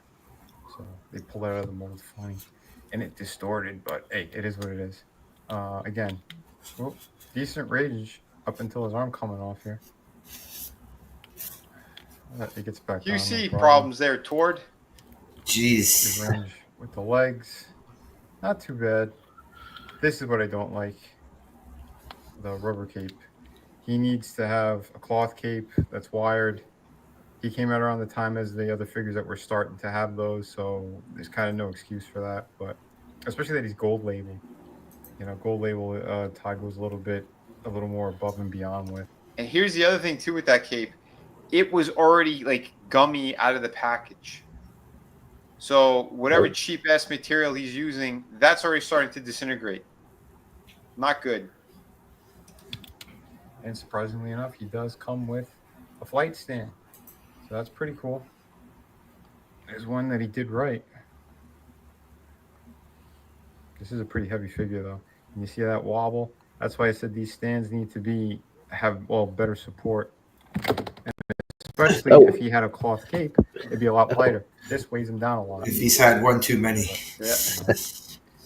Like I said. Well, again, I'm showing honest reviews because, like, again, if he's sitting up on a shelf and the thing starts to bend, he's gonna fall. You know what I mean? Yeah. Because again, the weight of that big rubber cape, because it is a nice figure. The sculpt itself is nice. The suit is cool. I wonder what Mattel's going to end up doing when they get He's got problems, and what they're going to be able to actually produce. Here's how he stacks up with the Fleischer Superman and the Hal Jordan Green Lantern. So there you go. Spoilers, I got a full review on Green Lantern as well. I'll show you guys. Can't deny that. I believe this is the same exact suit as his green and purple power suit. They just molded it all in blue and some red. Those extra little doodads. But there you go. Hope you guys like this. Remember to hit like and subscribe. Thanks. Hey everybody, this is So that's that. And then afterwards, so you know the part where I kind of show you that cape from behind like that? Where was it? After the arm comes off. Again, great quality control, folks. This piece up here on his shoulder. not too bad. Could you see that? This is what I don't like. No, you can't see here. Where it's glued on there, that glue just peeled off. Really? Like by itself. I'm like, are you shitting me? The left side was in pretty secure. That one already peeled off. I'm like, you know what? At this point, I just took the whole cape off. I'm like, it's already gummy, which means if you put them in a bin with other figures, like that's going to be coming off. It's going to be leaking onto the other figures. So I'm like, I'm just going to get rid of it. So like, I took off the cape completely. And they make cloth ones you can pick up, sadly. But yeah, and you could do your own custom as well. But yeah, it's still a decent looking figure. But yeah, it's a shitty cape and a shitty design. No, like I said, glued on. That's fucking so cheap. Yep, that's Tord for you because like there's a lot that's great here, and then he makes these. They make these stupid little mistakes because he's relying on China through and through, and that's what pisses me off too. And this is the point that what's going on too with the Terra Force and all this shit. They want to bring production over here, and they should. They should. There is no excuse for what the hell we have to pay for all this stuff. And everyone goes, oh, this is going to be way more expensive to make them here. No, it's not. If you build the factories here and you do everything here, the cost will be cut. We're paying for tariffs. We're already paying for all that shit. They tax us out the asshole for all this stuff. These figures do not cost much to make. And remember, when they're being made overseas, that's slave labor. Kids are making these things. And that doesn't help us anyway. I think about it, right? Like, since they don't seem to care about slave labor in China bad, hey, you would put Americans back to work. That's what we need to be doing anyway. Yeah, exactly. But people seem to miss that point. It's like they love this supporting the communist countries for some reason. I don't know. It drives me crazy. You know, there's one thing I spotted on that. Usually the older McFarlanes with the capes, they have like a square peg that is glued into the back to support the cape, and then it's glued again around the neckline. So I don't know why that one's missing the piece on the back. China. Yeah, it's just it's a square shape that's in that corner part by the right near his strap, and it's just it was a little bit of glue and it just peeled right off. The other one was more secure, but I'm like, I ripped it off. Well, remember the one I customized that you'll see tonight? It didn't come with a head peg. The arm fell right off, and it literally just it's like, wait a minute, like, it wasn't messed with either, and it was missing the shoulder pads. Mm-hmm. The shoulder pads were legit because I cut this open and took it out of the package. I wish to God I would have caught it in the package like that, because that'd have been even more priceless. Yeah, there's supposed to be 3 points where that cape is attached, like in the middle of the back and then around where the traps are. Not this one; it's different. It's the back end. Okay. No, it's 50. It's made to be pinned underneath the shoulder pad. Because that figure he's a reissue of the green and purple one. The green and purple one doesn't have any big hole in his back. Okay. Yeah, so they repurpose it and go, oh, we'll make more money. It's a gray mold. We'll do Tard McFarlane wants to do gold label. Gold label Tard McFarlane Lex Luthor. $85 at the Target too. It's got to be 80, 85, 80. Oh, was he a Target exclusive? Yeah, I do believe he is. Or no, that can't be right because Big Bad's got him now. No, wait, that's the green suit. Yeah, I think he was a Target exclusive. Now that I think about it. Yeah, I don't remember on that. Well, one. I mean, I'm back, by the way. It was so. Here's one of the things I wanted to say real quick is, a lot of these companies do this shit because these things are so cheaply made in these countries overseas, is they miss out on shit all the time. Like I've had a few Transformers where legit like pieces of the figures were just missing, right, and sealed in the package because a lot of these countries they don't do a lot of quality control. And when these companies get them back, they don't do any quality control checks on these things either, and they just throw them right on the shelf. Because I'll tell you right now, that's one of the jobs that I had there when I was lead designer. When product would come in, I'd do a QC check, and I saved 2 lines from going out. Because Tord wanted to save some money, and he thought he could go to another factory, but that factory was owned by the same person. He goes, "Oh, so you're trying to undercut me with one of my other factories?" Okay. So they sabotaged 2 full toy lines, and I caught them before that happened. And they had a massive fight, a massive meeting, and they had to course correct before those figures got out. Because if they got out, every single figure had an exploding feature. Because how they did it with the paint and the glue, they reversed the process. So when you go and turn one of the limbs, either you turn the head or you go to lift an arm, the entire figure would explode in your hands. Jesus. Yep.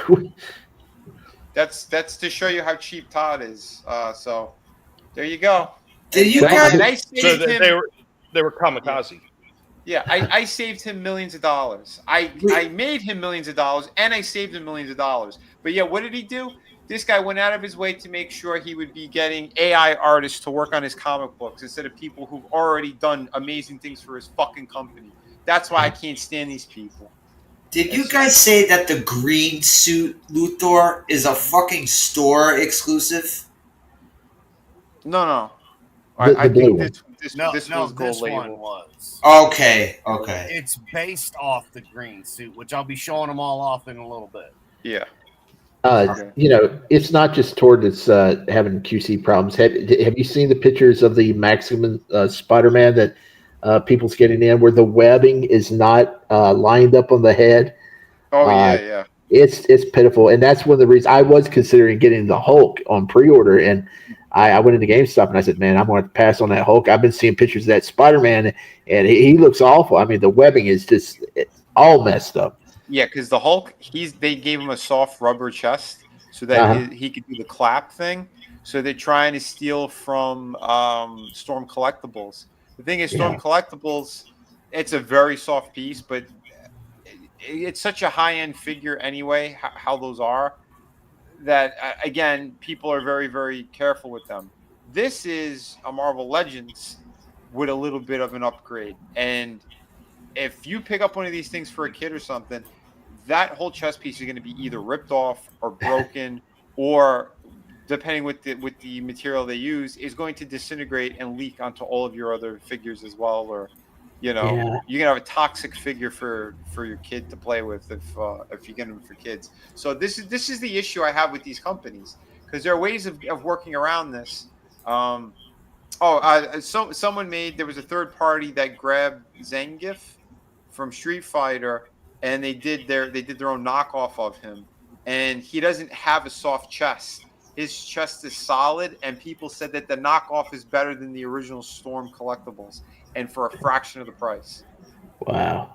Yeah, so like I said, there are ways of going about it, and where you could make things last and shit could work. But yeah, these companies, they keep making dumb mistakes and quick cash grab. Hasbro is just getting so much worse. It's not even funny.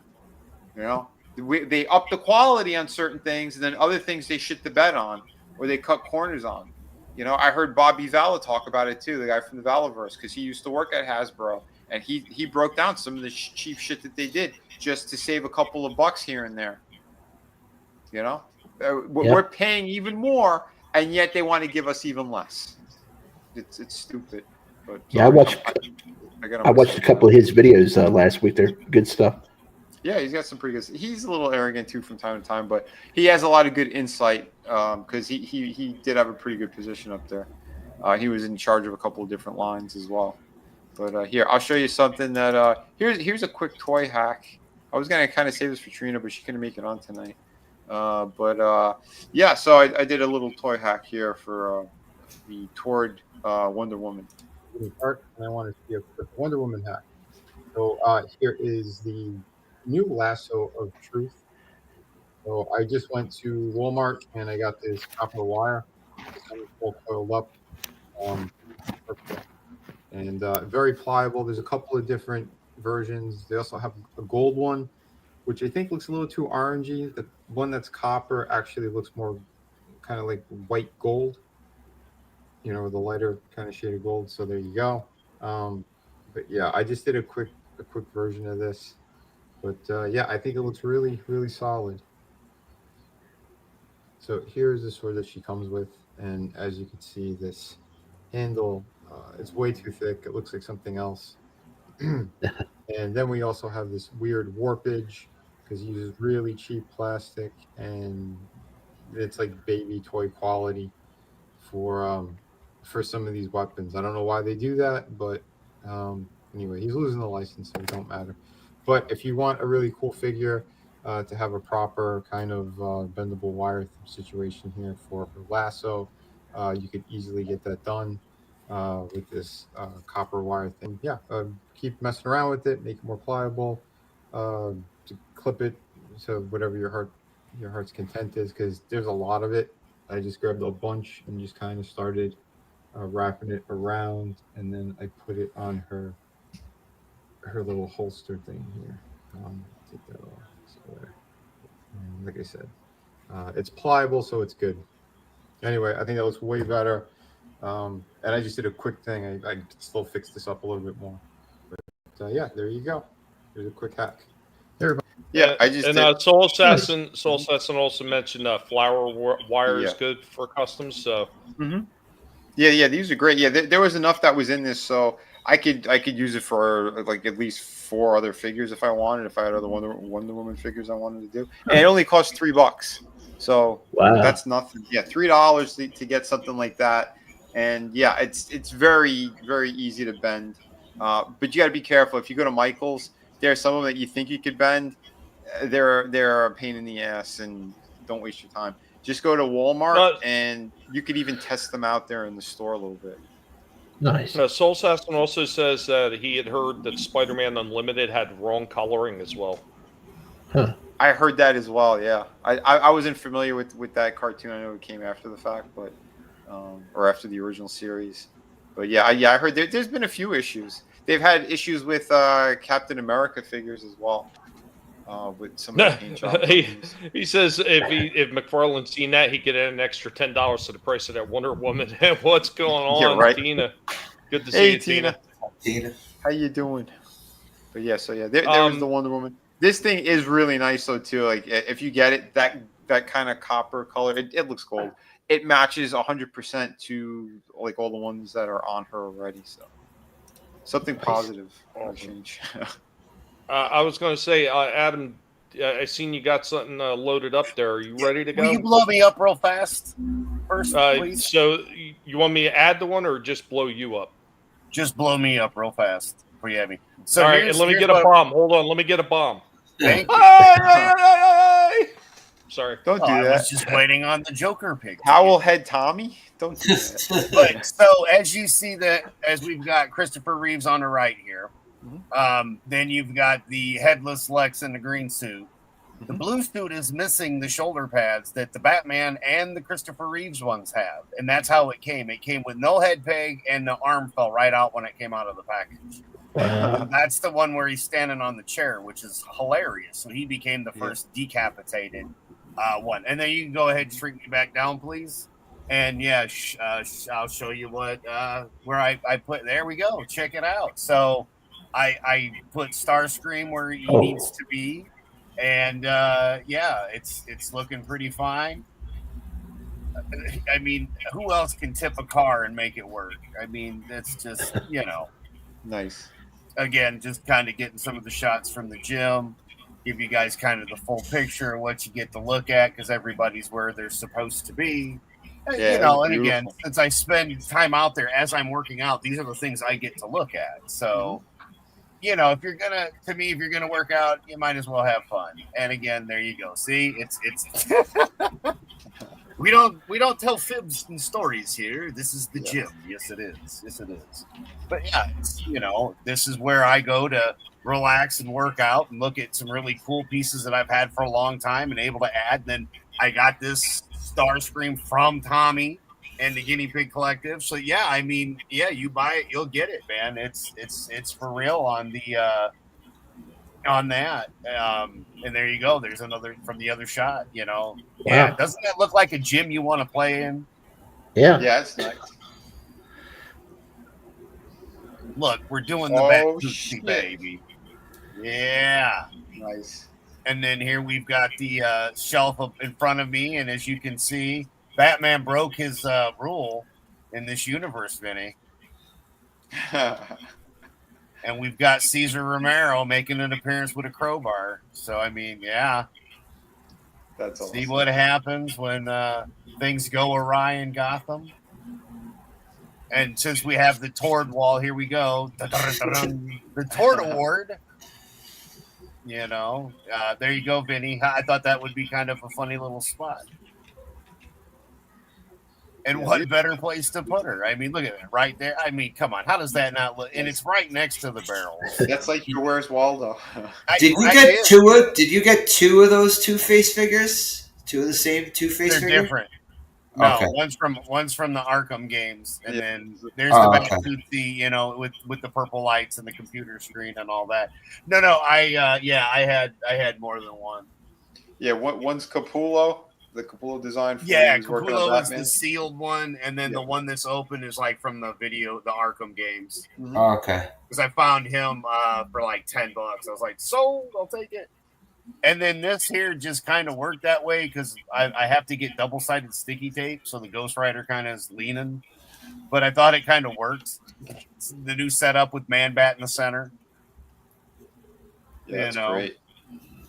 So, some of the figures that are on their way, Vinny, so that makes it even more funny. Yep. But yeah, no, it's and things that are soon to be here that, yeah. So anyway, that's just kind of the current setup, and then with a little bit of the lights. Because it's cool. Got Mr. Fisk's stuff right there, in the shot as well. Because again, I support the indie guys. I don't buy mainstream. I did buy some Tords, of course, but and then here's because I was getting such great deals, right? Because everybody doesn't, may not believe, but I've shared my deals with Vinny, and even he agreed that there's no way. When you're getting 3 figures for less than one, you just got to get them, my friend. I mean, look, Bane's all excited. I mean, they're all dancing. They all got arms now. They're happy. Those are so cool. It's just, again, it's the way to go, to have some fun. How else can you be surrounded by Tord? Well, like this, of course. And mind you, this has changed. So what you'll see tonight, there's more. There's more, and it's different. But yeah, this is and Slasher brought this up. This started in January.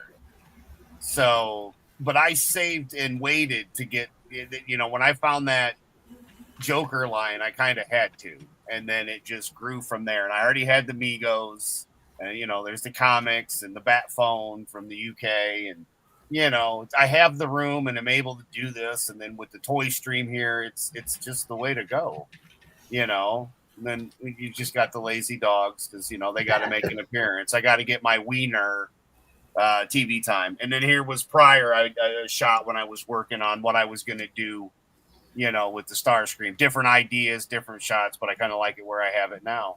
Mm-hmm. And then the shot of Damian Wayne. But yeah, and there was before I took off the head to make the Caesar, which of course Batman is now holding. But yeah, is that an unopened pack of Batman cards? Yeah, and that's awesome. A whole box of them that's unopened as well. It got the horrible gum in there still, huh? The second edition came from the UK from my buddy Jez, and then the box I had picked up off of eBay. So yeah, good eye, my friend, good eye. But yeah, it's just all the fun, man. This is the stuff I enjoy. All right, here's my big bad toy store purchase. Sweet, nice. So these guys here were awesome. This Shazam, holy shoot!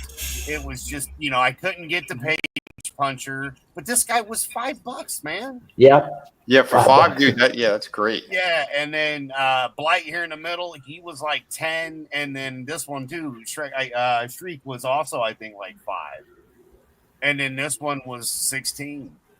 There's the Asian Jay Leno Superman. Yeah, I know you were mentioning it earlier, and you're not wrong. Like, I wasn't gonna buy this. How are you not gonna buy this for $16?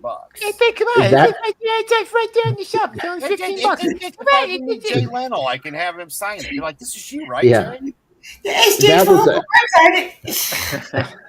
That was actually my first McFarlane I picked up a few years back when that first dropped. I was like, wow.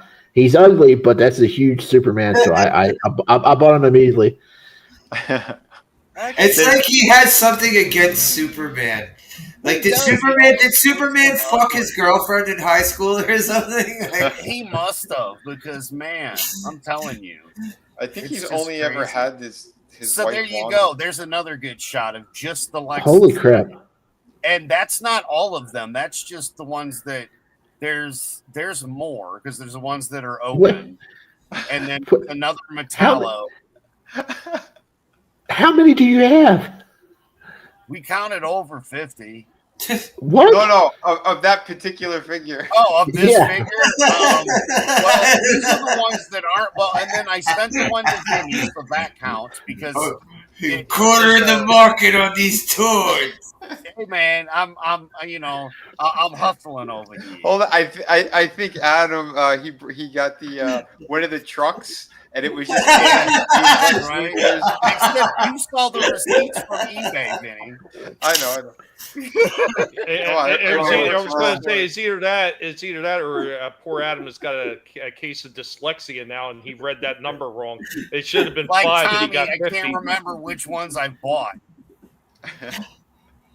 But no, it started with that Lex figure, because the one in the green and purple suit is really kick-ass, right? Like, that's one of the better ones I've seen for that Lex suit. Mm-hmm. And I liked the design of the suit. So then I thought, hey, remember all the robot Supermen? Just pop Lex's head off, because that's a badass figure. And then the damn thing keeps falling apart, so it made it even funnier. And then with my creativity ass, I just did what I did, and you guys, let me share it off. And I, again, there's what it looks like all stacked up with the other pieces that I've got that are the infected Batman, which goes with the Joker colors, and then the ink or the black and blue Batman Beyond, just kind of throwing everybody together Mortal Kombat style with the Mr. Freeze. And of course, when I first got the because he's 5.5 inches, I think, giggity. And that Mr. Freeze is dope, man. Yeah, I pulled the trigger on him because of Adam last night. You got a better deal than I did, because I got mine on Amazon. It was about $32. I paid retail, but I didn't care, because you know what? Look at that son of a gun. I told you 2 weeks ago that Big Bad had it for a good price. I know, but I didn't. I couldn't place my order when they had it, and when I went to place my order, they didn't have it anymore. Yeah, he sold out. So I'm glad last night I decided to pull the trigger. So the one with the blue and white suit is the chase of this one, right? Yeah. So it's gonna be even harder to find. Yeah. But this is the score that I got of the century right here. This is en route. So nice. Yeah. That's one hell of a deal you got. I'm in contact with the person that I got them from. I've got another couple extra figures too that I bought from them prior. And yeah, he shipped everything and made it right, because it would basically double the shipping because it was 2 separate orders, but he combined them for me and everything without asking. That's great, man. So yeah, because I was having a hard time with the online thing. Like, my computer is shit. It's a 2013, so it's a wee bit old. And so from the phone, it wouldn't do it right. From the browser, it wouldn't do it right. But he did the old Tommy and copied and sent it to me, and then I was able to purchase it with the buy it now because I got a second chance offer. I don't normally get those. Usually, when somebody outbids you, you're screwed. Wait, before you go, so that Superman in the middle in the top row, that's the one that was the very first Superman he released. No, that's the repaint. That's the one that came out last November at Walmart. That's the one I was telling you about. That's the one with the metallic. It's a metallic emblem. I know you're very excited right now. I'm just saying that mold is the very first Superman that he released. Yeah, I know. This is the repaint. Yeah, that's what I'm saying. The very first one that he did. That's why the joints and shit are weird and kind of shitty on him. Yeah. But his proportions and stuff are pretty decent. He's got the huge Superman symbol on the chest, like it's bigger than I think it should be. But at least with this reissue that he did, he gave it the cloth cape with the wire on it. That top. What's the top right one? I mean, the top left one. What's that one from? That one's pretty nice. That body is from the Page Punchers, the Lee Brahima guy, that artist. It was based off of his stuff. So it's a beautiful figure. I think it's one of the best Superman bodies that he did. With the original Page Punchers, he had a darker costume. It was like from the Batman Noel book.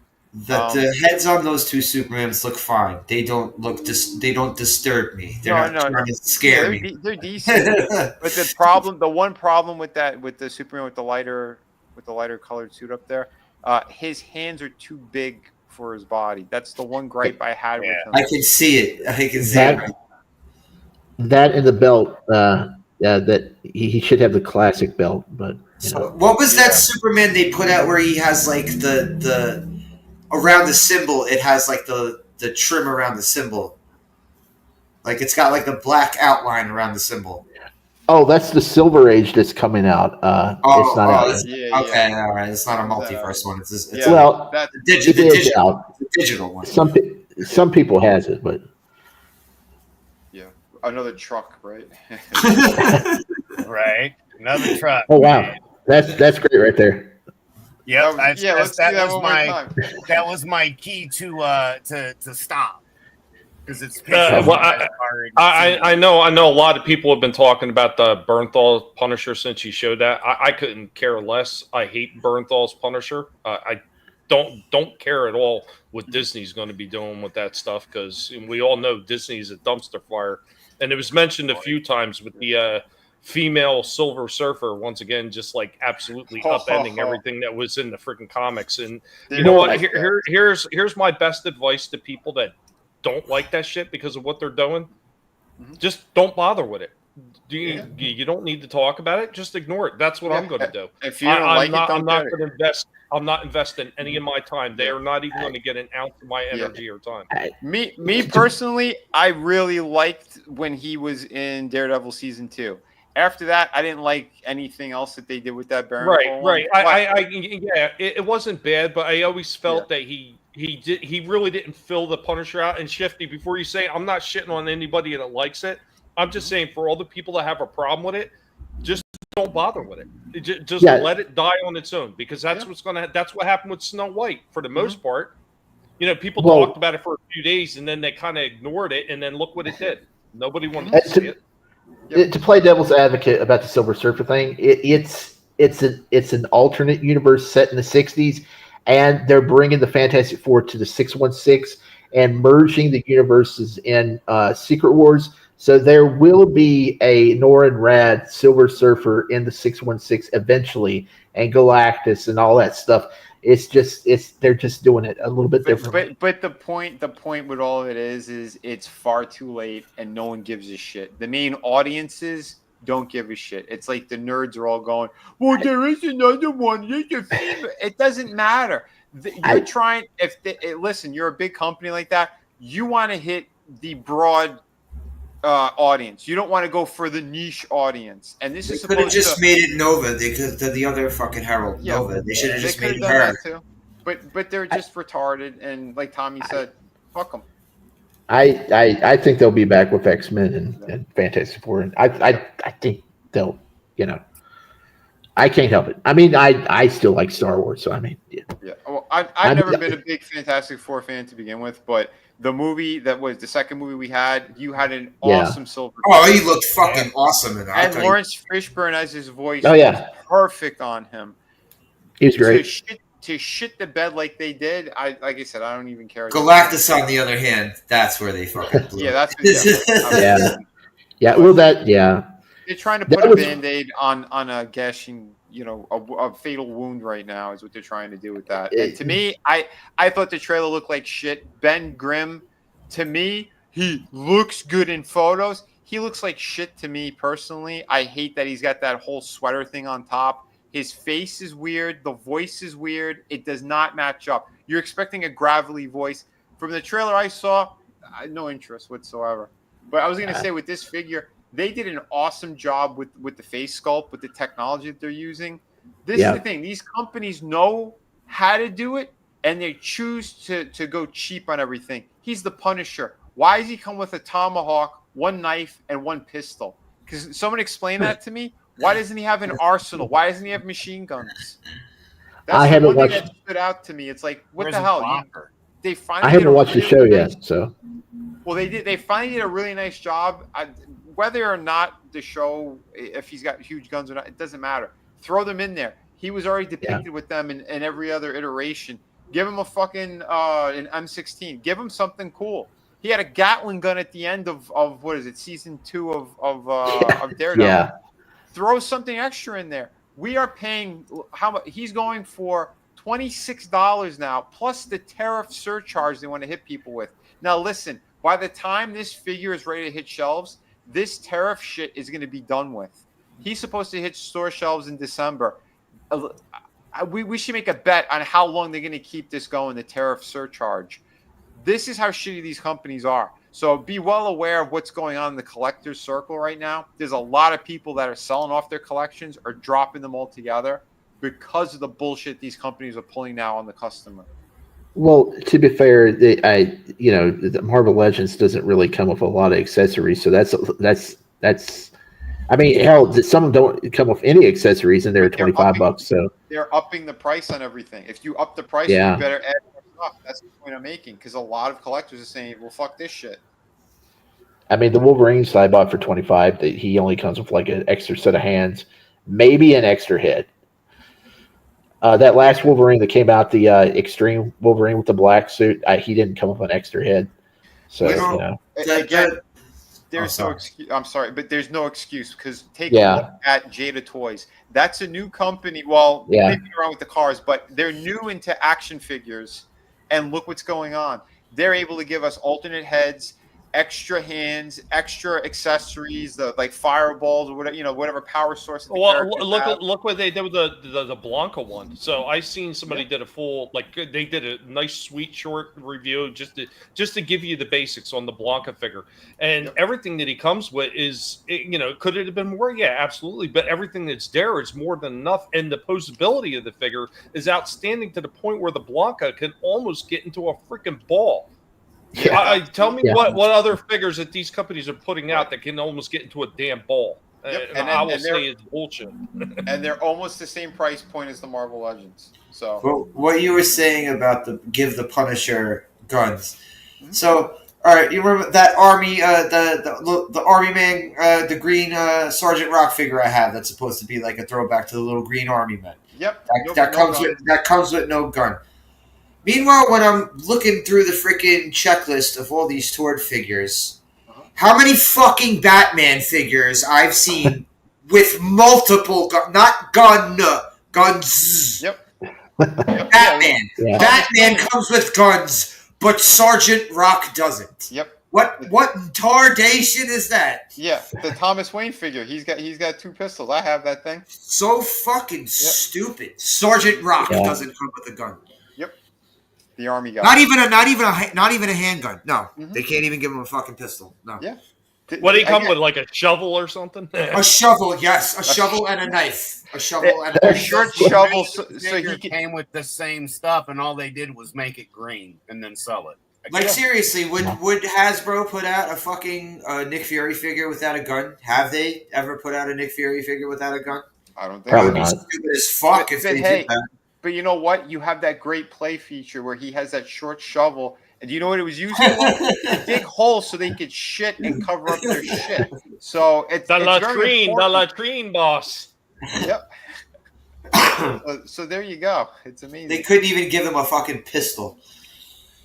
Oh my god. Stupid ass shit. And again, that's the rest of the crew, right? Like that's what we're waiting on. But no, we'll never get it. So what did Punisher has? A pistol, a knife, and an axe. Right. That's all. That's all that Mark John Bernthal figure. Yeah, alternate hands. Alternate hands. It looks the pistol, the axe, a knife. It looks like he had a bunch of freaking either gun clips or magazines around his waist as well. Yeah. Which, if he doesn't have a gun for him, what's the point? Are you going to tell me they're all for the handgun? Yeah, right. It's retarded. And here's the other argument. And there's more guns. But here's the other argument. Take a look at the G.I. Joe line. Yeah. All those figures come with multiple weapons at the same exact price point. I'd be buying the G.I. Joes because, hell, even the ones we got back in the original series didn't have that many guns. No. So, there you go, man.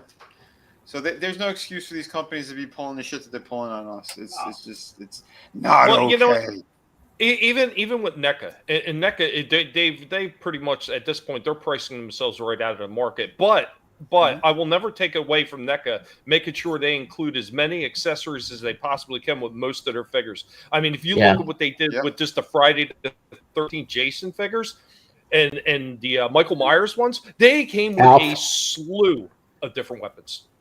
Alf. Yeah, Alf was another one. The first Alf with the cat sandwich and everything. Bro, those Ninja Turtle figures I have come with multiple. They don't just have like their standard weapons. Like fucking one of them has a bow and arrow and shit. Yeah.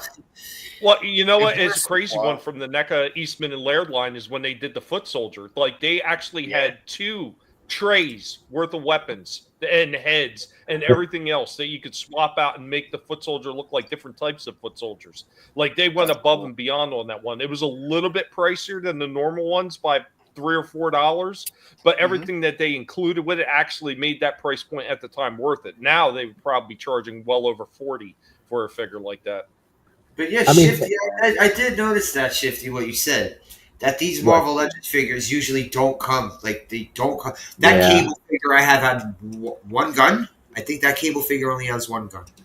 Yeah. I mean, NECA, I mean, hell, we saw last week Trina had that Vincent Price figure. Look at all the stuff that came with. That was amazing. A fucking teacup, a fucking stack of records. Yeah. That was incredible. Oh, by the way, you guys did mention it, so I'm just going to show it real quick, too. Here's that Hulk figure that we had mentioned. Now the price point jumped multiple times with this guy. It went from 6 to 80 to 60 to 80 back to 60. There's so many people that have been vocal about this shit, and then all the mistakes that happened with the Spider-Man one. So they're trying to keep it at that price point of 60, but they know with the tariffs they're gonna jack up the price anyway. So, but now you have this Hulk. He comes with 3 heads, and all 3 heads look like shit. His eyes are completely out of whack. One's all the way up here. One's all the way down. The mouth looks weird because they try to do the Ed McGuinness drawing, and I think they fucked it up. Okay, Shifty, I was wrong. That Cable came with 2 guns. But still, these things don't come with a lot. No, they don't. No, But, I mean the old ones only usually came with like one if you were lucky. That Punisher I got came with a rocket launcher. Yep.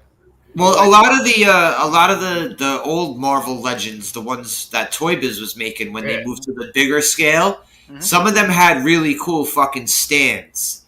Like Yep. I had a Nick Fury where he came with a jetpack, and the stand was like the exhaust coming from the jetpack. So like he was like, he had a feature that looked like he was flying. Yeah. Well, the Slasher, Toy Biz, oh, go ahead, Shifty. the Toy Biz Marvel Legends, the original ones would come with insane like little diorama pieces for stands. Yeah. They were so cool. The Juggernaut one, he comes with the friggin' it's the gate for the Xavier School smashed open. Yeah, I remember the Elektra. She came with like that terrace for like a castle or something. Yeah, the Daredevil one had the stained glass window. Yeah, those are cool. But yeah, the thing I was saying though with these, so you got this Hulk figure. He's got the second head is the Mike Deodato Jr. with the ridiculous giant mouth with the huge gleaming white teeth. Like this looks so weird. It looks bad. The whole body is a reuse. They just changed the upper torso and put hinges on the feet. Otherwise, this is the same exact figure that they released multiple times. They just changed that torso. This, and then they gave him was the Dale Keown when he was Smart Hulk, that haircut.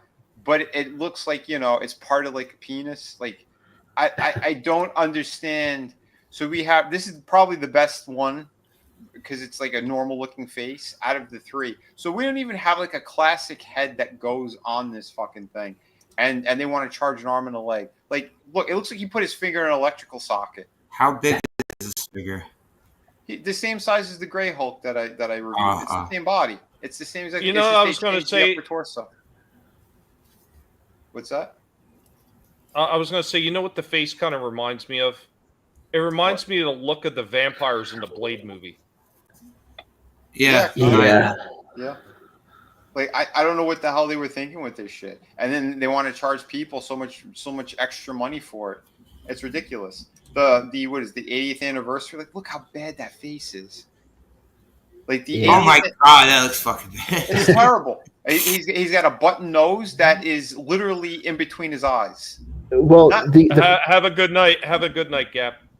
Have a good night, man. Good night. The first head you showed with the wide mouth, I think that would be perfect for like a double-fisted. He's pounding the ground. If you put it like you did that, like he's the doing hair a smash. Yeah, the hair's swept back. I think that's the only decent-looking head. But you'd have to keep him in that pose, though. It's only for that pose. Any other pose, the head doesn't look right. Yeah, it's so bizarre because they had a good head for him, but the neck just seemed a little too short.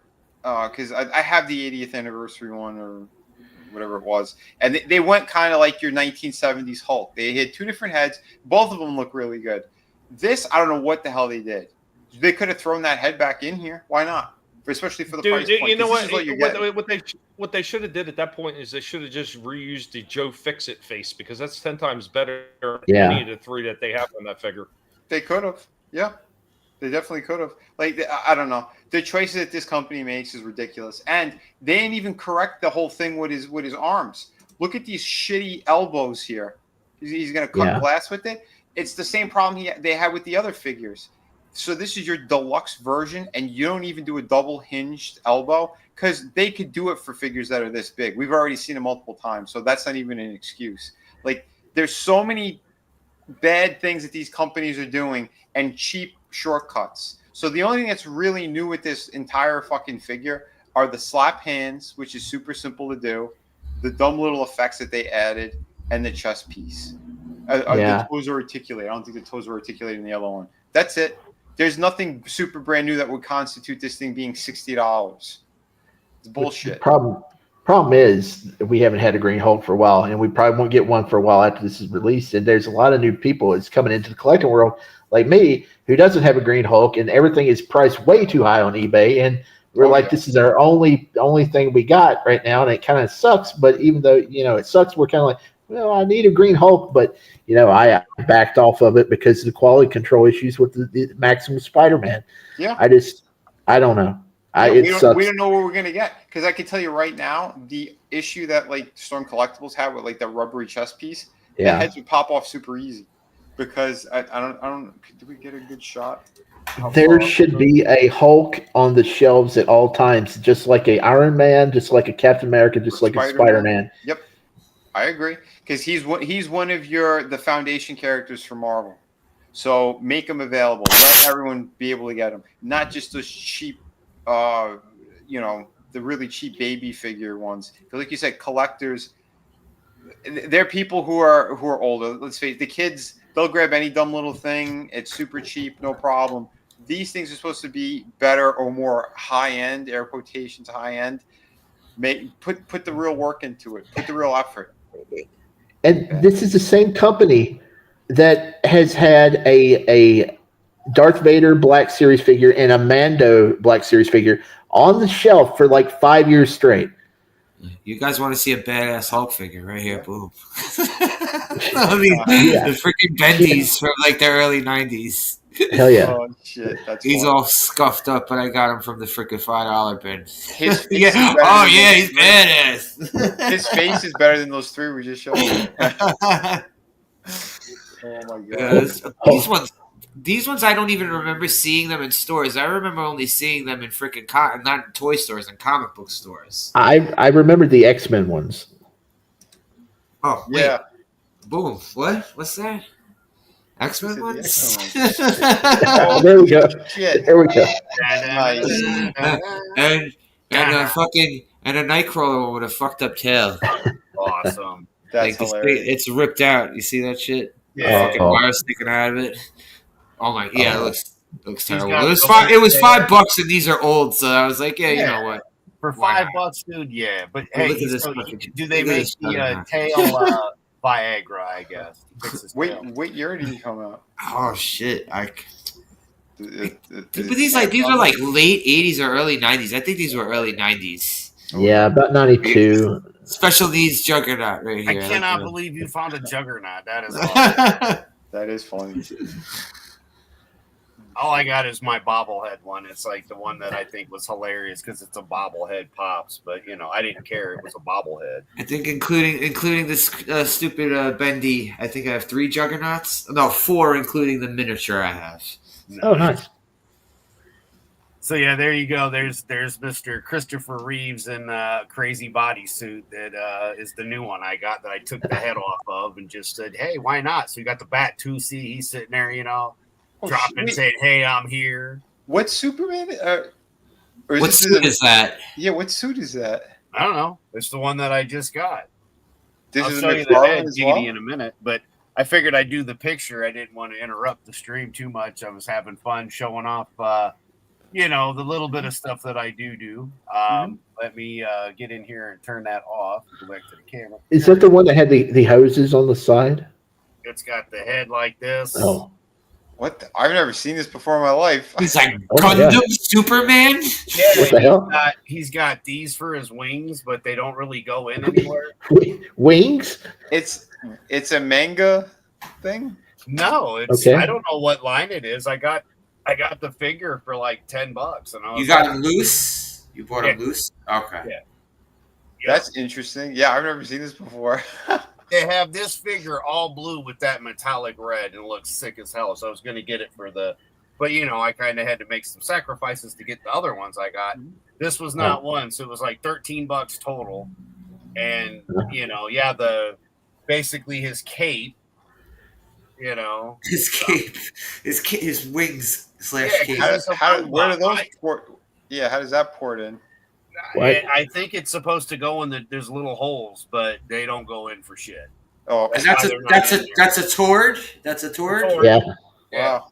I don't know the storyline. All I know is I like the figure for when I was talking about the robotic Superman. See, here's one of them. Yeah, that looks good. Thank you. I mean, I know it's not perfect, but I thought for a blind guy that was a pretty badass. And he and the head connection was good. It was just a regular dumbbell joint. Yeah. Sweet. Yeah. It's not got the rubber diaper at all. It's all plastic. I'm going on that Tord checklist site to see what fucking Superman that is. And I've never seen that. Wow. Yeah, you just surprised me, Adam. This is the crazy head. It's got to like be a some kind of Gremlin manga Gundam. design. That's crazy. Yeah, that's wild. So well, Adam's. I just kind of fell into it, and it's over here next to all the Lex suits. So I mean, come on, it's funny. Oh yeah, that's your leader right there. With the head swap he's got going on there, Adam's going to have he's going to get a kick out of my first video because I do something like that in mine. Well, that's the whole point, though, right? Like we don't have Cesar Romero, so we make Cesar Romero.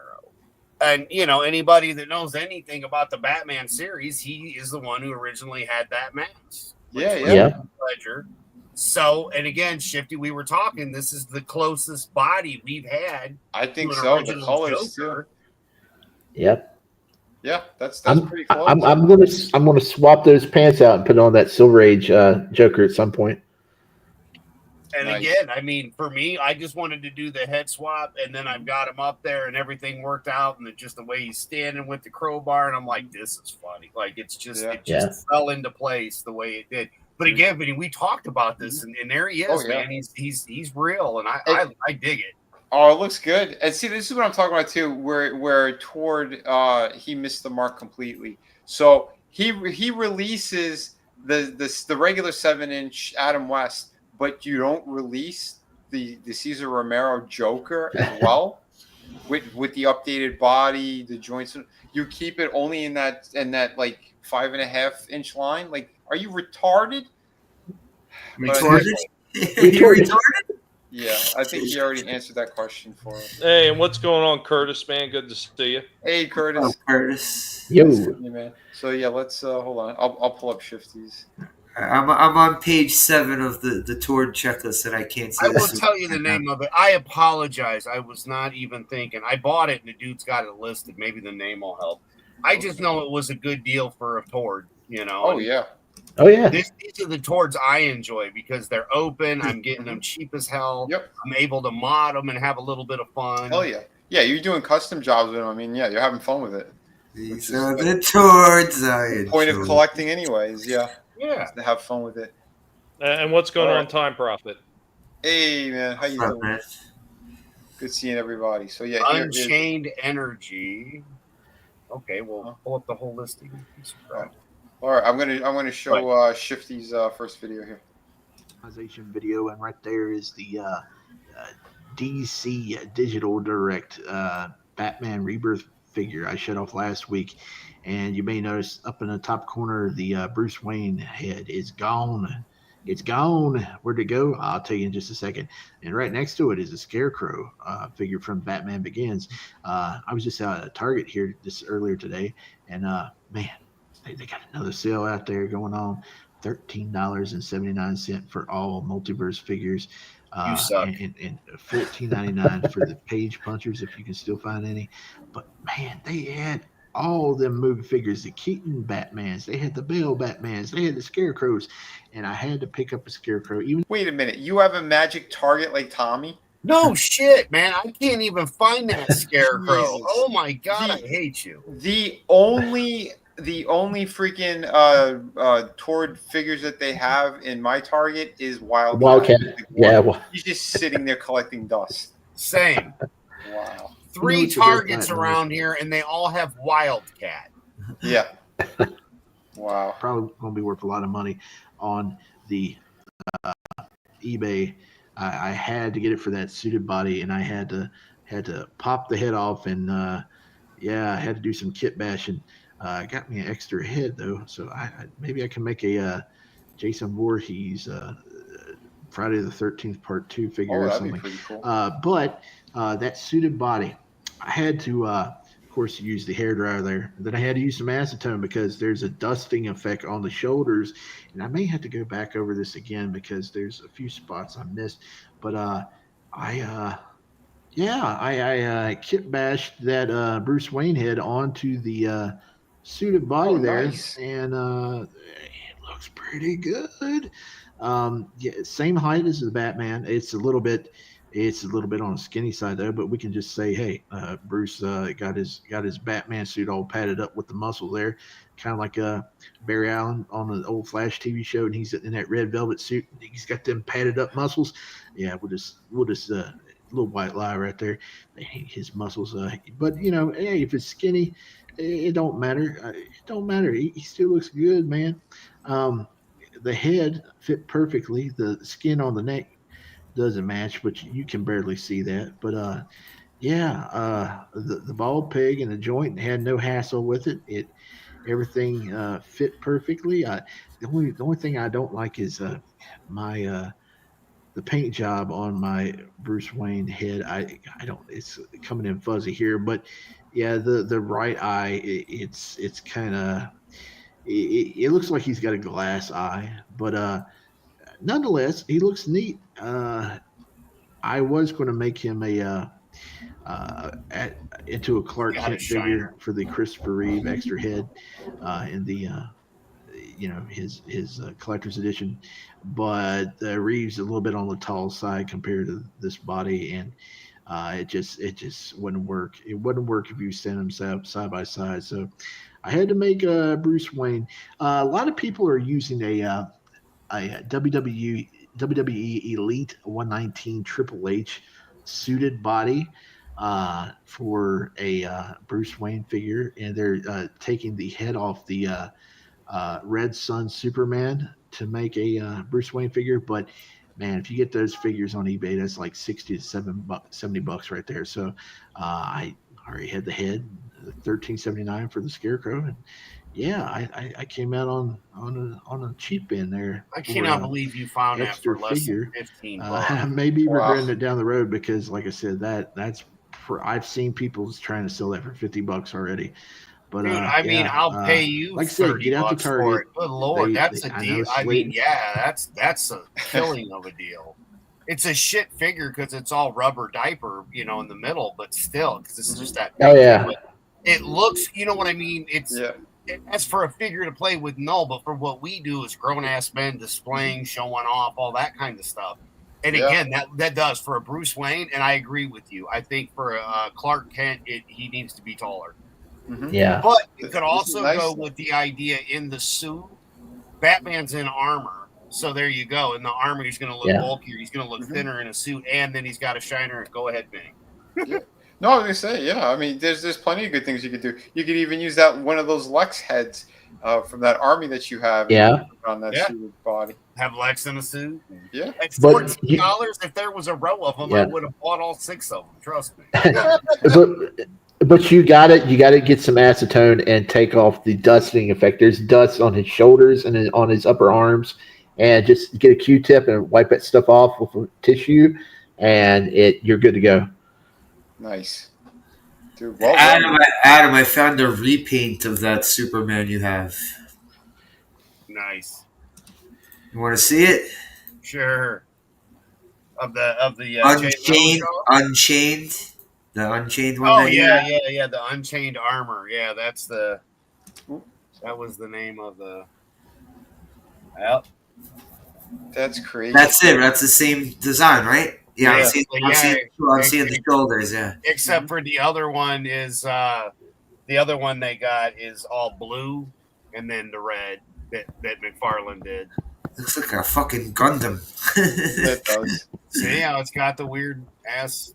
That's crazy. I just took them off because I think it looks better with them off. Well, I mean, it wasn't on to begin with; it was shipped that way. But I mean, the back is good without it. See, I don't think it. Yeah. It doesn't really, and for it being what I made it to be, again, I wanted to have an army of Supermen, kind of like of Christopher Reeves because he was our Superman. Yeah. So, I mean, to do something like this, and then the Lex Luthor ones I've done, and, again, him holding the head, I mean, Mortal Kombat style. But yeah, it's about having fun, man, and that's what we've been doing here. For sure, dude. Yeah. But for $13, yeah, man. Curtis, once again, dropping links in the chat for people. Appreciate that, Curtis. Thank you, so he starts helping out everybody. Anybody else got anything, or should I dip back into the well again? Oh, well, I got one more. Okay, I'll shoot the last one. Let me just pull this up. Yeah, so here is the I hit mute on this. Just talk over it, I guess. Oh, I forgot because I had the sorry, I had the intro. Yeah, this is an actual full video. So I guess it can be a good play. Yeah, here is the Hal Jordan. This thing is just very, very nice looking figure. Yeah. So yeah, this was a digital one, and I gave a guy an offer, so I just got him slightly above retail, but nowhere near like what he's starting to go for now. Because yeah, there was only 2 guys that I saw who had kind of on the lower end compared to everyone else. So I pulled in at him like, yeah, I'm making an offer because he's one of the few that I want. I love Hal Jordan. I didn't like the other version that they had of this character. The metallic one, right? I didn't like that. There was the metallic one, and there was one in a 2-pack with Sinestro. And they just used the regular Jon Stewart body from the first release. And so he's got super skinny legs, and it doesn't look right. This at least has the proportions that are close to like was it Neil Adams or something like that. So yeah, I went for it, and I'm happy. I won this guy. So very, very nice looking figure.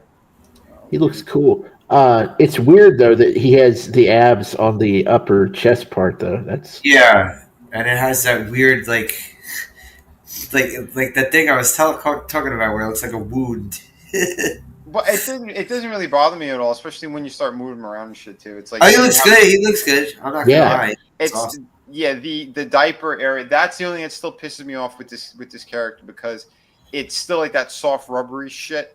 And instead of making it a little more sturdy, and you can see the thickness of it too. And it's like, come on, guys. Like he's fixed this issue already, so I don't know why he went back to doing something cheap like that. But yeah, it's the only man. No rubber, plastic. Exactly. Or that hybrid Superman Batman figure, like that one's done really well. Like you can't even tell. They did such a good job. But this one, it's the only thing that kind of bothered me. But everything else about the figure is really beautiful. The range of movement with the arms, excellent. He looks really good. I may have to look for one. Yeah, if you do, work fast, because this guy's he's already going up. Yeah, they all are. It's the same thing that happened with that Shazam. So I'm like, no, I want to make sure I got this guy. So I move shit around. I'm like, you know what? I'm gonna pull the trigger and then hit the brakes now. And again, the guy could have said no, but he didn't. It worked out for you, my man.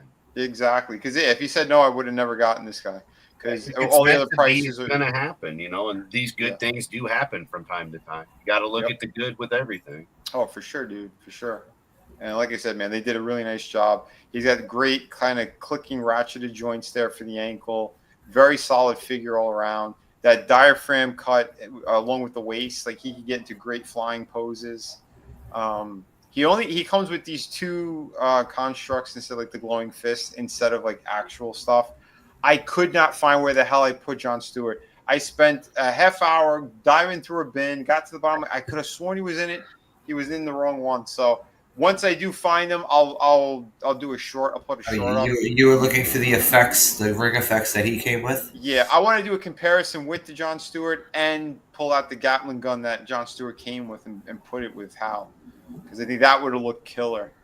But yeah, even still though, really nice. And no, he does not come with a flight stand. I used the Lex flight stand for this. So that's the other thing that pissed me off too. It's like, all right, these characters are known for flying, and you don't add that. Like, it still pisses me off. But as you can see though, like that diaphragm joint, you can't even notice it when you put them in the flying positions. But if you do move them around, it looks like the upper abs are kind of shifted to side. So it worked out. I thought it still looked pretty good for what they had. And that's something we kind of brought to the table a long time ago when I worked there. We were looking at Japanese import figures. So we were playing around with different things to do. So they're still kind of using some of that. But overall though, like the way that they did the arms, the musculature, the proportions feel like a proper Silver Age comic book. Like I said, like a Neil Adams drawing come to life. And that's what you want with these characters. Very clean looking, very classic. Because they don't really have that classic look anymore. Nah. It's more like that weird futuristic shit. Or They like want everything to look like every time like they do Batman or Deathstroke shit, they like try to make them look all tactical and shit. Yeah, which is dumb. But so I just grabbed the ones I had off the shelf and just kind of put them together. So there's a little bit of a Justice League going on there. And that's the Batman. This is one that I think is probably the best build for him. So it is the Dick Grayson Batman body, but with the Nightfall head. So that way you have the best of both worlds. You have the wired cape, the proper bat, the classic looking bat symbol on his chest. The only thing that is different is the wrist. So he has the two spikes instead of the three coming out of the forearm. That's the only that's the only difference like between the Dick Grayson version. But yeah, that's probably my best Batman build right now. And what's going on, Awesome One? What's up? Hey, Awesome One. What's up, man?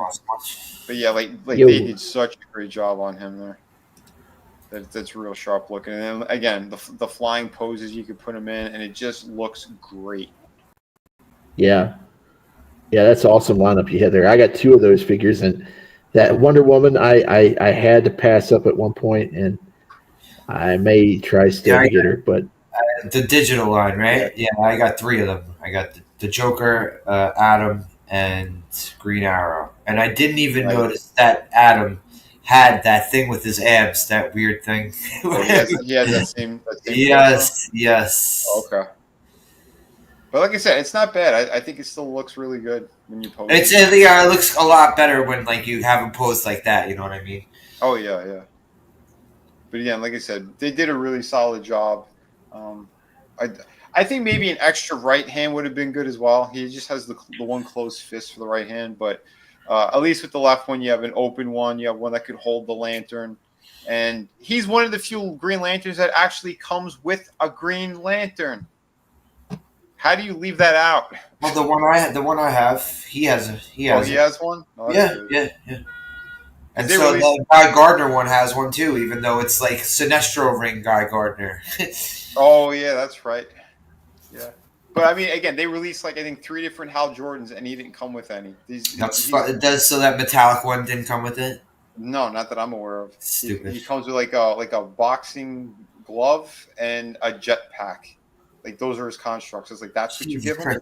Even the superpowers from 1984 Green Lantern came with a fucking lantern. Yeah, I'm gonna have any Green Lantern or any lantern and not have the fucking lantern. Yeah, right. You have to charge the ring. Yeah, exactly. Yeah. Like Do you remember the Toy Biz one that squirted water? What? Where yes, he had where the ring was a hole in his arm. Oh yeah, that was Toy Biz. Yeah, and you put it worked the same way the Joker figure did with the squirting flower, but it was water comes out of the ring. Wasn't that when they had the Joker squirting flower? Yeah. It was the same shit, but with Green Lantern. Yeah. So there you go. And of course, buy my book. So thank you, everybody. That's an awesome figure, though. There he is. Yeah, beautiful. It is. Yeah. Nice. The colors are even nicer. I mean, it's because I had all those lights on it, or it looks brighter. It's not. It does have more of that classic emerald green look. So yeah, very very nice job. Cool. Awesome. Slasher, did you have anything or? Yeah. Could you hit me with that Tord rules shit? We're proving that Tord is the shit. Yeah. Here's my Tord of the week. Oh, nice! You got her. They had this one and the variant with she had a purple costume. Yep. But that one was 40. This is 20, 25. Wow. This one's still great. I like. Yeah, it's awesome. Yep. It's awesome. Yeah, the black with the purple looks really. What this is? I don't get what the mask difference is though. Like I guess like this one has the points. One of them has the points and the other one doesn't. Oh, okay. Does this one not have the point? Am I just hallucinating, or does that? Yeah, one goes above. This one doesn't have the points. Yeah, I think the other one's supposed to look like it's under the hair or something. But yeah, I like this one. It's pretty fucking. It's cool though that at least they changed that around with the different kind of face plates. Yeah, yeah, like it's the same thing with the Captain Cold and the Guy Gardner figure. Yeah, that's the Tord I picked up, and nice. May the Tord be with you. Got another a Marvel Legends one. If anyone knows Ghost Rider, like Spirits of Vengeance. Comics with Blaze and Ghost Rider teaming up. Lilith. Yeah, sure. I think she looks. I always liked her fucking costume, and she comes with the Blackheart Build-A-Figure. The Blackheart figure looks pretty fucking good. Yeah, he looks like a big figure too. Yeah, I remember seeing this one probably. I want to say it was almost like 5 months ago. I'd seen it in GameStop. This one, Lilith. Yeah, it was like 5 months ago. I want to say they had who the hell is this weird looking guy who looks like Papa Shango over here? That this Brother Voodoo, he's on sale for $6 at Ross right now. I almost bought him the other day. He looks badass. He looks great. Yeah, I have the issue where he basically he becomes a Sorcerer Supreme in a storyline. That's why he's there. Brother Voodoo becomes the Sorcerer Supreme. Okay. That I don't know if he still. I don't think he still is, but at during that time, that storyline, yeah, he was a Sorcerer Supreme. This Moon Knight looks pretty good. Yeah, it does look pretty nice. This was the only friggin' one of this line they had other than her and Brother Voodoo. I almost got that Storm. It's the vampire. The Hellstorm, Bloodstorm, or whatever the hell. Hellverine. Real quick. DJ Play Nice stopped in for a moment. He's battling cleanup with the replay crew. Thanks for hosting. Y'all be safe and have fun. Take care of your crew. Yeah, man. Yeah, man. Have a great one. Thanks for stopping in. But and this one, I picked this up like a couple months ago, and I set it aside with my other Fantastic Four figures, and I completely forgot about him. This fucking Human Torch. Whoa! Oh shit! Look, he comes with this freaking string in the back. I guess he's supposed to spark up, but it doesn't work. You see the holes in his chest? Yeah. Yeah. Oh shit! But yeah, this is what I like. What they do when they paint, like I like that they actually molded the flames onto him instead of just painted. I saw this one; it was so shitty. They just painted all the flame effects on him. It would look fucking terrible. Yeah. But this is actually molded onto him, so nice. I like that shit. But there was another one before this one that came with fireballs. Like, I think it was like you fucking pull his arm back like this, and then he starts throwing fireballs and shit. Oh yeah, I remember that. It was the OG. It was from the OG Toy Biz line. Because this, I'm pretty sure this one's from the Fantastic Four line that Toy Biz was doing. Yeah. You know, Slasher is proving Tord wrong. He says, he says nobody buys female action figures. Well, that Slasher bought 2 this week. Right.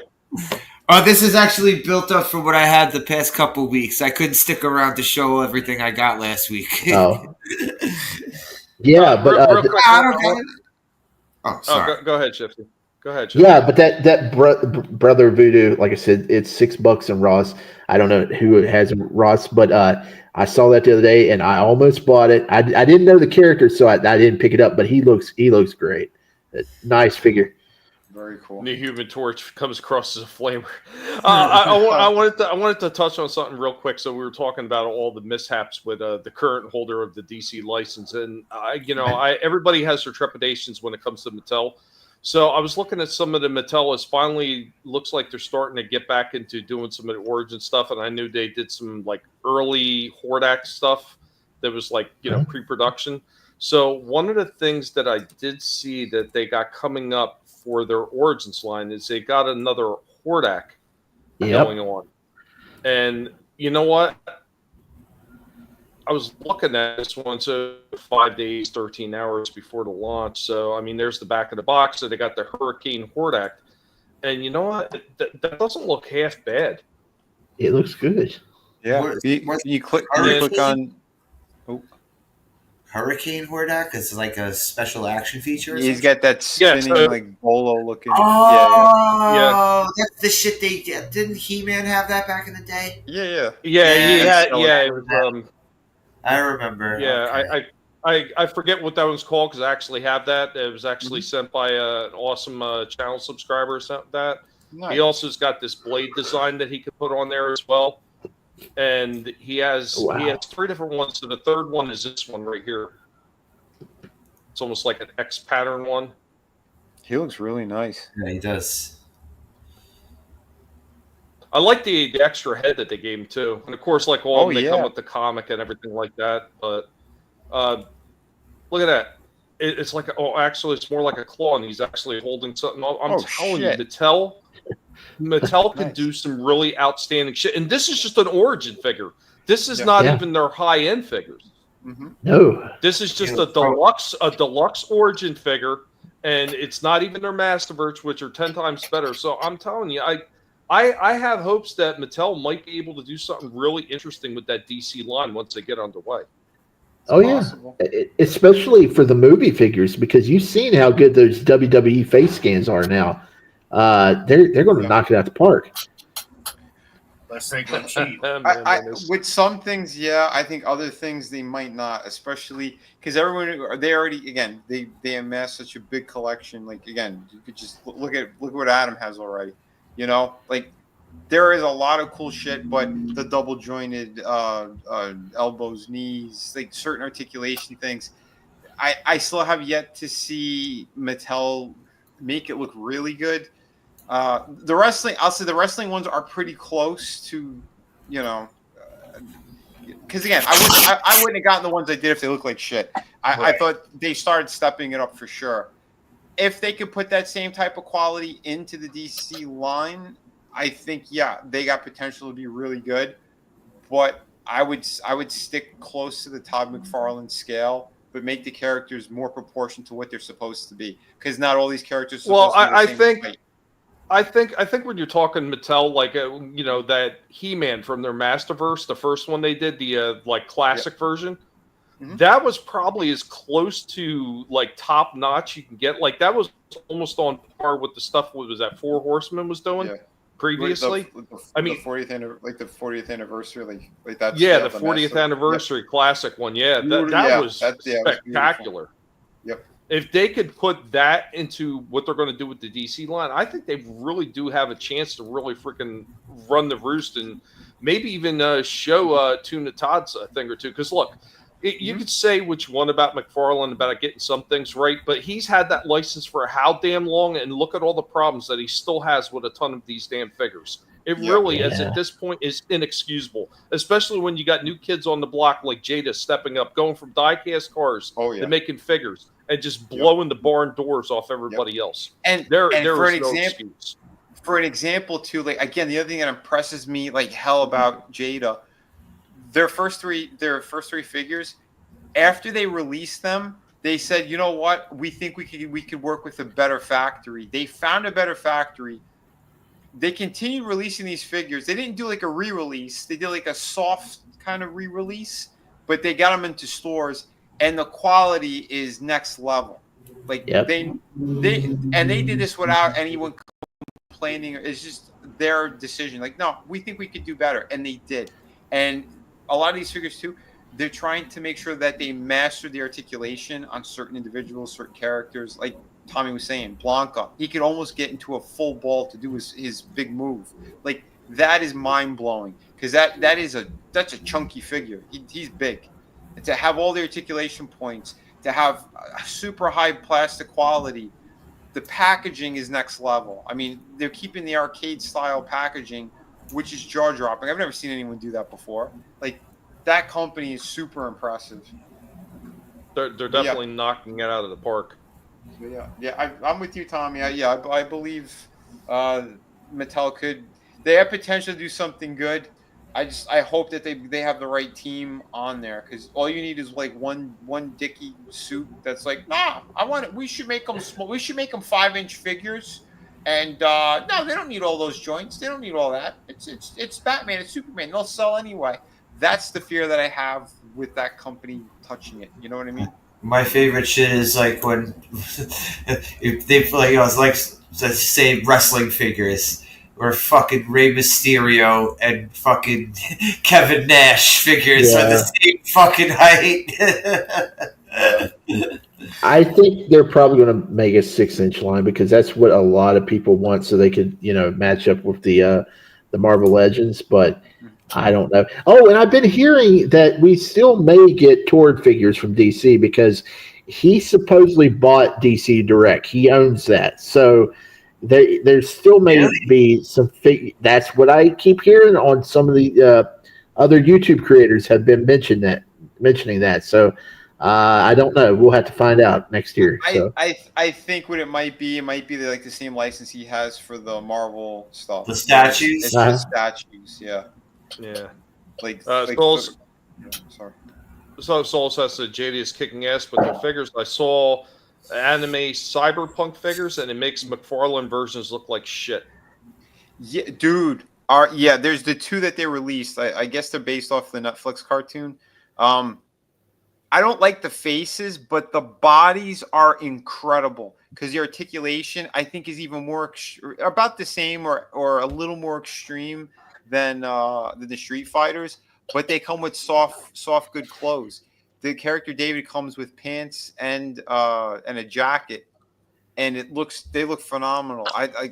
The thing is, they're a little bit pricier. I think he's $50 and she's like $35 or $40. The female character. But they look damn good. They really do. So yeah, Soul Assassin, you are 100% correct, man. They are impressive looking figures. Yeah, all right. We're gonna get back into something that I talked about earlier when I was talking about the sectors and stuff like that. And since we already did Power Lords, we're going to jump into the other one. And it was mentioned by Slasher. It was either the last stream or the stream before, or maybe even the stream before that when we're talking about Robo Force. But we got Indy up on deck again, coming through with some more on one of these Nacelle branded lines.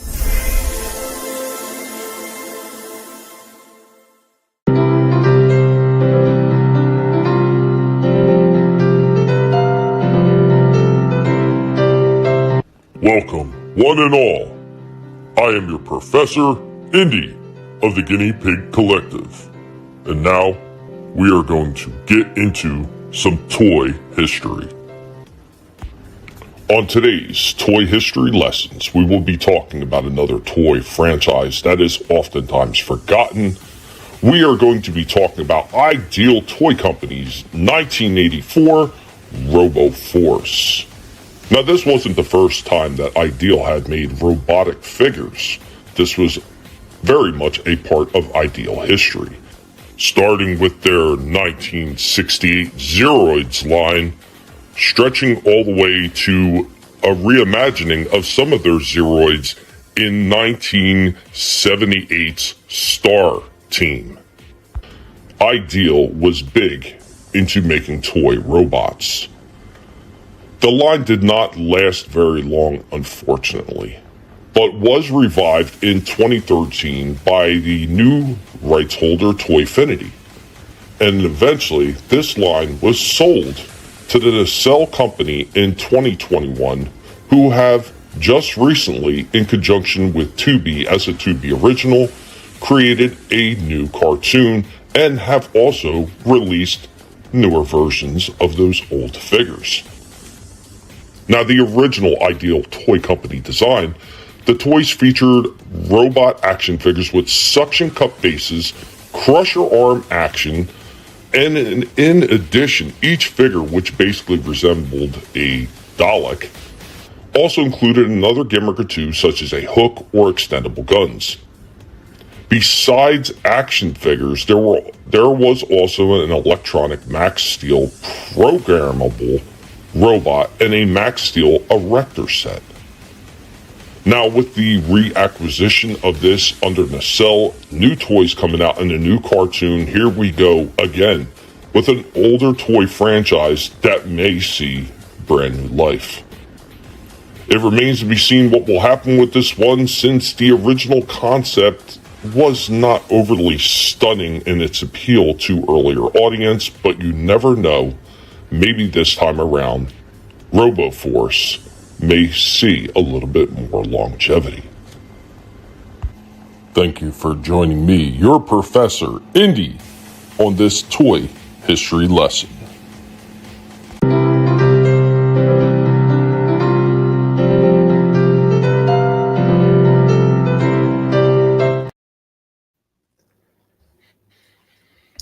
Yeah, man. There we go in the cell. In the cell, just like I said, they're just digging in, and like some of the stuff. If anybody missed it, that there's the whole Nacelle universe. So I mean, they've got sectors, they've got power lords, they've got Guru, which I'll be explaining that in a little bit. Biker mice from Mars, and a few of these other ones. I keep forgetting this one, something about Moo Town or something like that. I forget. Yeah, I was going to ask about that. I don't recognize. That's Wild West Cowboys of Moo Mesa. They had an arcade game, and which was awesome, and a cartoon series, and really cool figures.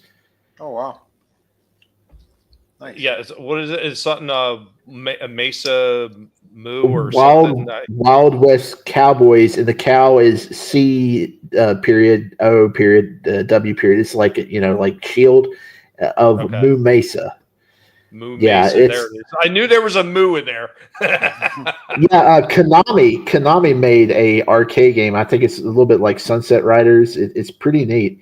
I got it on the emulator, but I said it before and I'll say it again. Those figures you keep showing off or toys from the 60s, man, they're such high quality looking. I'm so surprised how good some of those toys from back then look. Oh yeah. And I'm real metal parts. To see where they're. I'm sorry, Vinnie. Go ahead. No, I was saying, didn't they use like real metal parts and stuff too on those? On a lot of those figures. Not like a lot of these early ones. Like even like the Zeroids, they didn't have really any metal. They were almost all plastic. Huh. Oh, okay. Oh, I thought those older ones, like they, like the gay ones. No, you got to really go back a ways before you start getting metal on a lot of that stuff. You got to go back a lot further. Like a lot of these were all plastic. But there is one more thing I want to show off in its conjunction. So I was talking about the Great Guru. Yep. Which is this little green guy right here in the center with the little gold medallion. And it took me a hot minute to remember who he was. And then when I started thinking about it, I was like, oh, shit, I know who he is. So once again, I'm going to turn it over to Indy. So at the I think it's either at the end of this one. At the end of this one, you're going to see the Great Guru and where he originally came from, and it came from the 60s.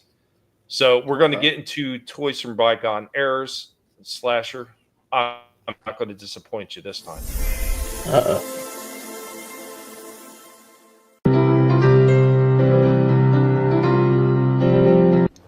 I am your Professor Indy of the Guinea Pig Collective. Welcome to Toys from Bygone Eras.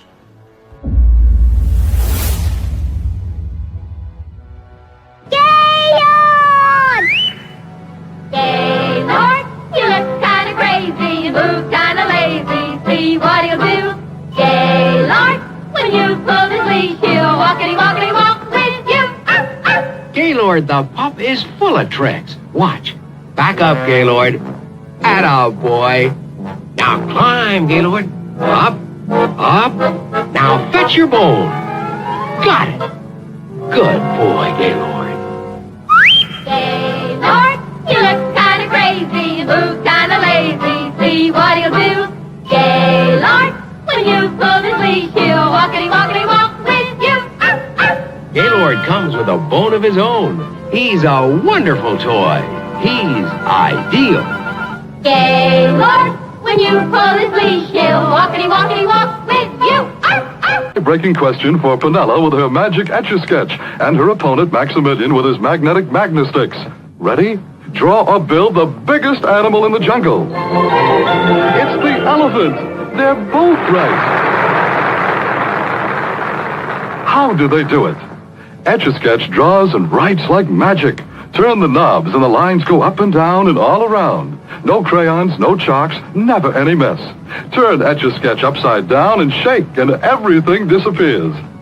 Magnasticks builds things magnetically. No nails, no screws, no messy glue. You get over 100 pieces to make trains, planes, animals, dolls, and pretty designs. Develop artistic and scientific skills with Etch-a-Sketch and Magnasticks. They're kid-tested toys from the Ohio Art Company. Every kid who has ever seen a science fiction movie thrill to the amazing strength of an out-of-this-world movie monster comes Great Garloo by Marx. Garloo the Mighty. Garloo the Untamed. Garloo the Terrible. Who can stop him? Who can control this monstrous creature? You can, kids, because Great Garloo by Marx is yours to command. With these battery-operated controls, you can make Garloo go, stop, bend, pick up, turn. Yes, Great Garloo, almost 2 feet tall, will be your faithful servant. You name it, you're the boss. Bring out-of-this-world excitement into your house, kids. Own the most fantastic toy of all. Great Garloo by Marx.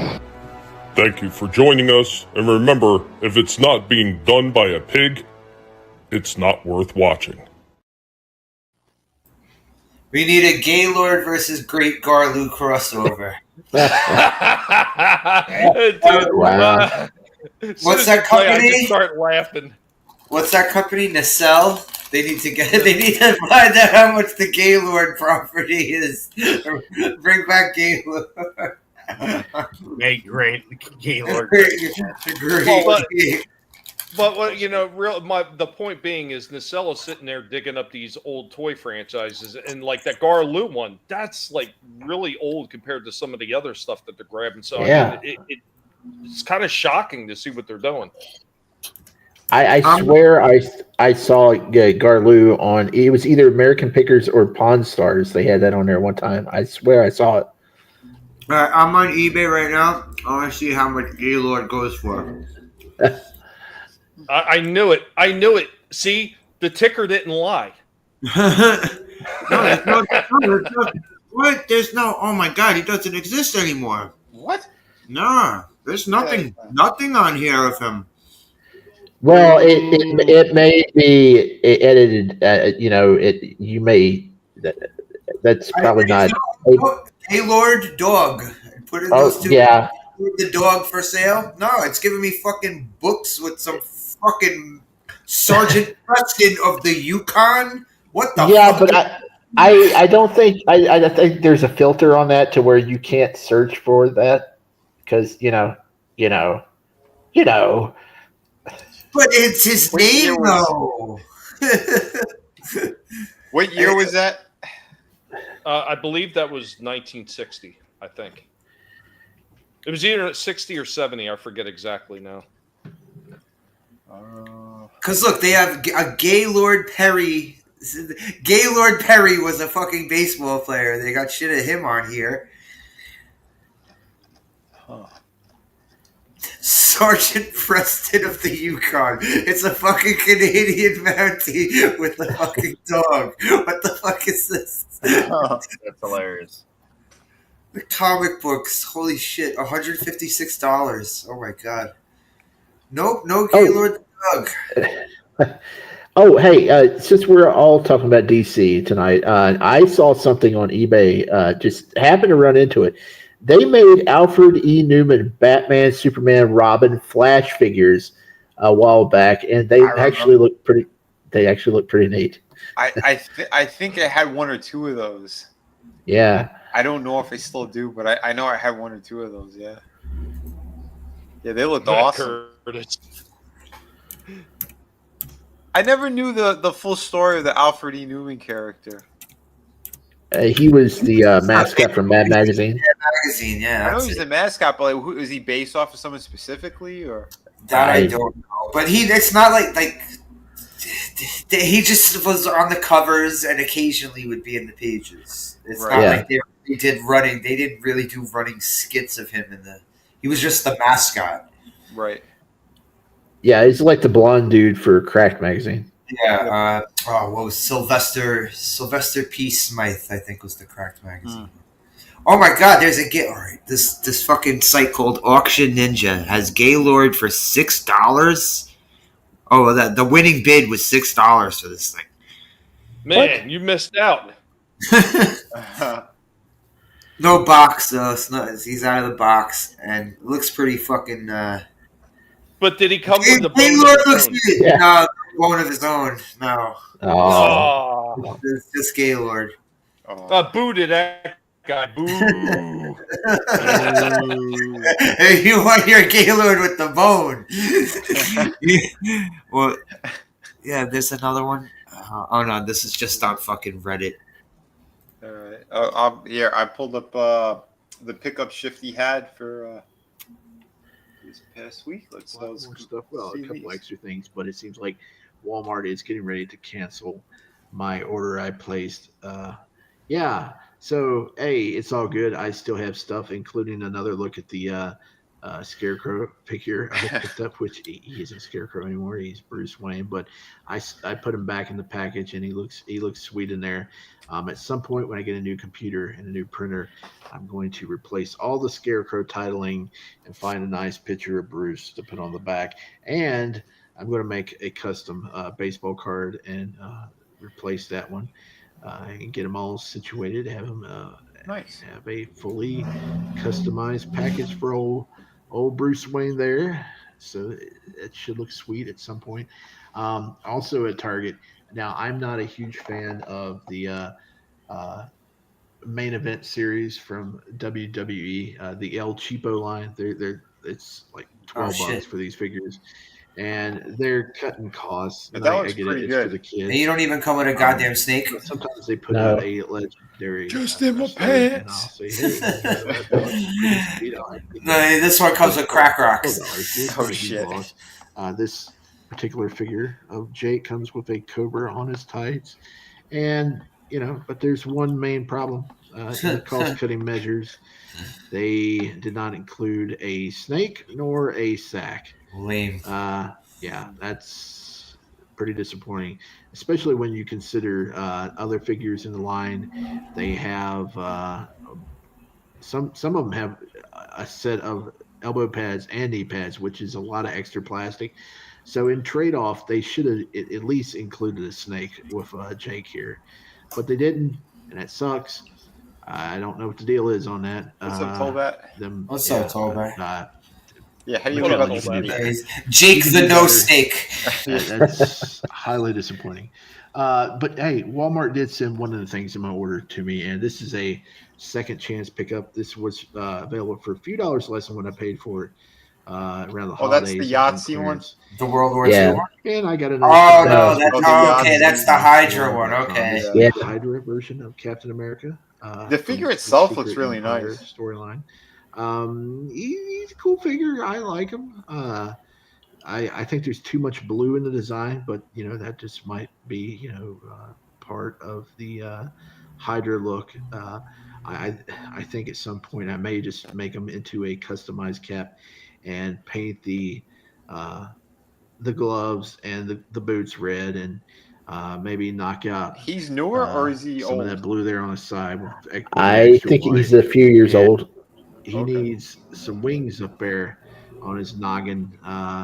They're not even painted on. I need to get me some modeling clay and make some custom wings and paint them and glue them on there. And he'll look pretty sweet as a customized cap figure. The shield's cool. It's not a Frisbee shield, so that's a little bit of a negative there. But I mean, hey, it's the classic design from the 40s. He had that stylish shield. It's pretty neat. Solid figure for $15. Oh, Manly has picked up the Brian Hey, Cage stick vest. around. That's cool. In video number 2, nice. Yeah, I got something big to show off, and I'm kind of questioning the purchase, but you'll see what it is here in a second. Stay tuned. Oh, you didn't.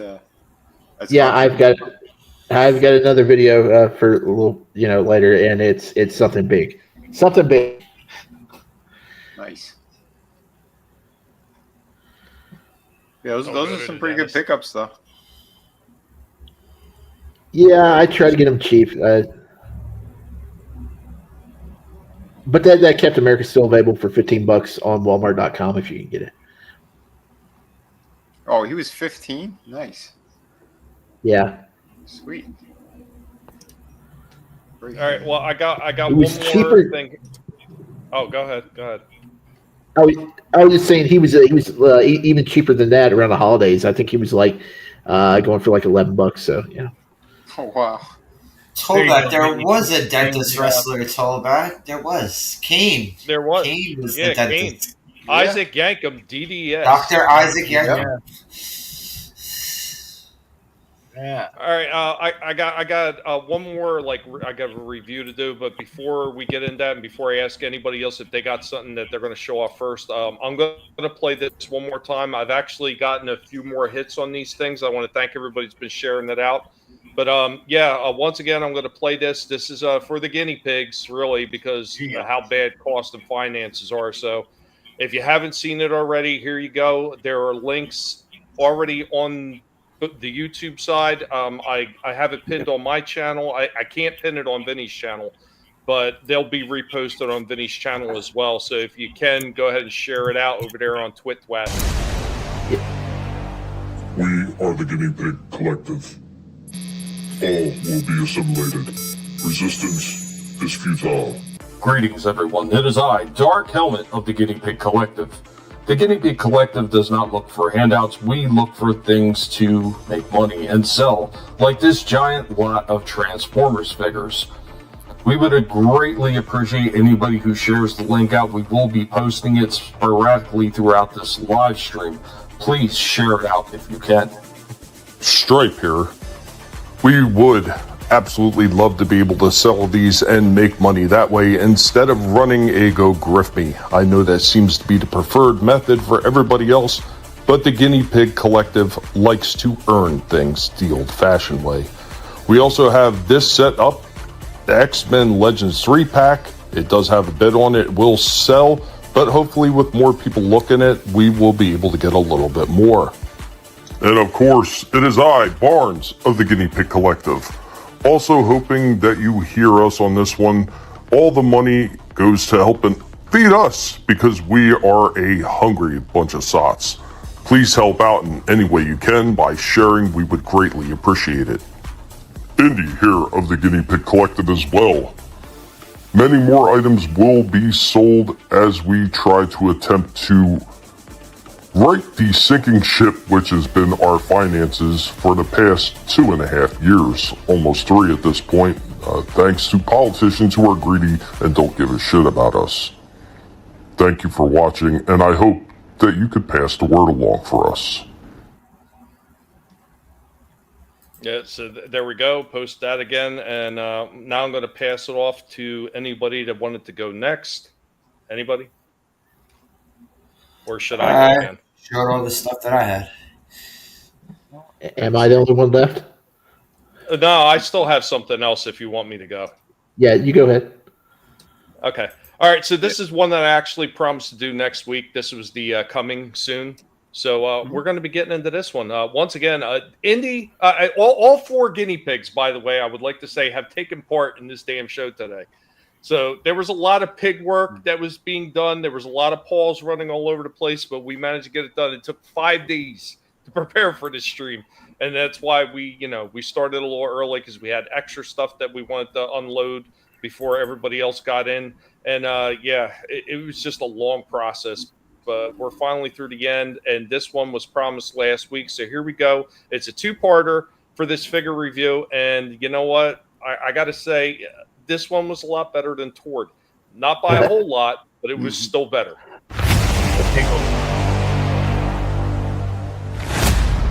We are hanging out with Indy.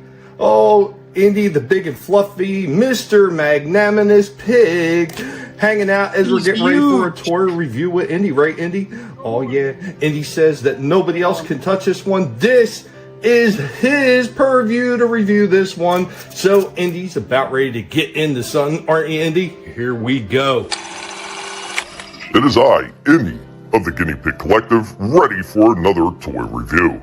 This time we have Indiana Jones, the Adventure Series, with the Grail Knight from the Last Crusade at an amazing discounted price of $9.99 from Ollie's. Let's get this one out of the box and take a look at it. So here we go with our Grail Knight out of the box in a static pose. The detailing on this one looks really nice. Usually Hasbro does a halfway decent job on detailing, and this one looks good. The face sculpt is there. the paint wash even on the chainmail so you could see the various colors in the chainmail to make it look a little bit older. If they added just a little bit more darker brown color, it probably would have really popped a lot more than it does right here, but overall, not bad looking. They could have just made this a plain silver and then called it a day, but they did add a paint wash. So here we go, let's check out the articulation. Kick up, the skirting does limit the kick up just a little bit, and the same thing with kickback, but there is some movement right in there. It could have been a little bit more if they had opened the skirting up a little bit more along the side to slit a little bit bigger, but here we go, single jointed knee. He does have a twist in the knee, so you get a little bit more movement right there out of the knee itself instead of the upper thigh. He does have a pivot in the bottom of the feet. This one obviously right out of the box a little tight, but he does have the pivot, and he does have the turning rock, so it's not a traditional rock, it's like that turning rock, same thing that they do with the Motu figures.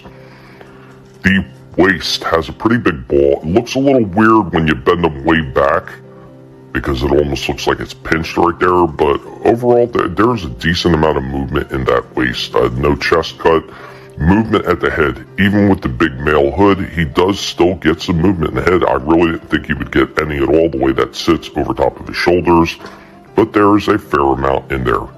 The arms move all the way up, turn all the way around, and he does have a turn at the elbow and along with a 90-degree cut for the elbow joint itself. Now we get down to the hands. There is hand movement right here. It's decent. A little bit of pivot as well. So he does have a small amount of movement in him. Could have been better. After these messages, we'll be right back. Every time I see Indy, it looks like he just doubles in size. Yeah. Freaking huge. He's so freaking huge. I reposted the link for the one on Twit, so if you guys want to share that out, it's got the link to my eBay store and everything. Like, the more people that see it, the more chance that we can wind up getting an even better return on it. Since the show started, both items already have bids on it now, so I can only thank anybody that may have shared it back out for me, and it's helping out because, once again, a lot of the money that we get tied up first of the month is towards guinea pig bedding and food and everything like that, and it's a pretty big hit, and especially the way finance has been, we need every damn dollar, so that's why I'm like digging through the toys trying to find things to sell off. Indy is huge. Richard Gere, God damn it, man.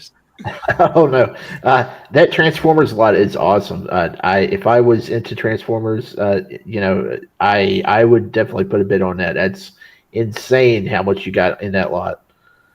Yeah, and the only thing that's kind of questionable in that lot is Dreadwind, and I actually say it in the description. So I'd gotten that one brand new, and it was missing a wing. Oh. And I called up Hasbro about it, and they said, look, you got to take it out of the package. And I was like, son of a bitch, I don't want to open it. And then they were like, well, you got to open up, take it out of the package. So I had to open up, take it out of the package, show them that the one wing was missing, and put it back in. And then they turned around and said, okay, we got what we need. You can just keep it and do whatever with it. So I've had it sitting in the back for years, not knowing what to do with the damn thing. So I figured it would be a throw-in with the Transformers lot that I had. So... I mean, everything else though that I had in that lot, it's all sealed. Every last one of them, they're all brand new and sealed. Nice. So nice. Were these like Indian drinking lettuce protein shakes? Go ahead. The night figure, I went out to Ollie's this weekend. They haven't got it in, but they did get some other stuff in. They got those Rise of the Beast figures in now from the Transformers movie. I haven't seen those before, and they got a couple new Marvel Legends and some wrestling figures. Yeah, that night I wanted to keep my eyes peeled for that.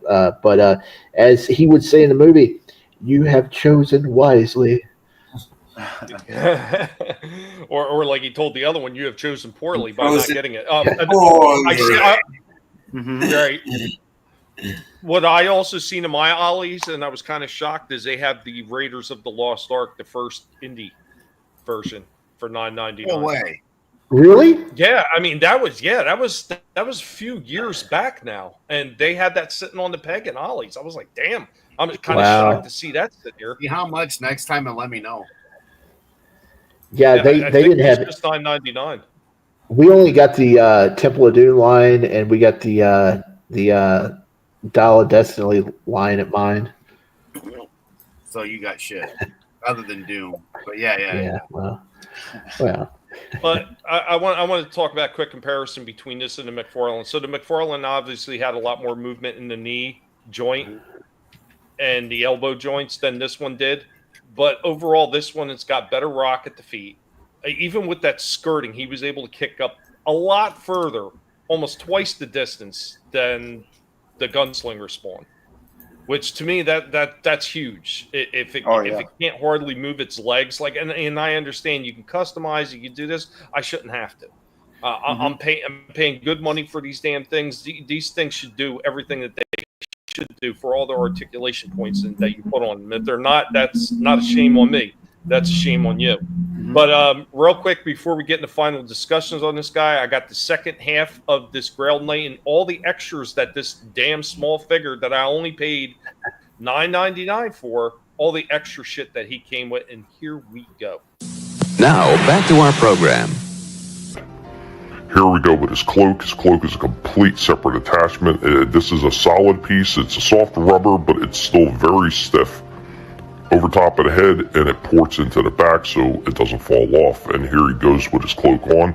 Now, because of how stiff the cloak is, it does limit how much you can move this figure as far as bending his knees and posing him downward, what'll make him want to tip over.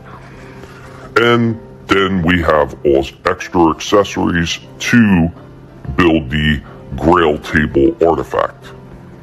So you have multiple Grails right here. You have a little fire as well.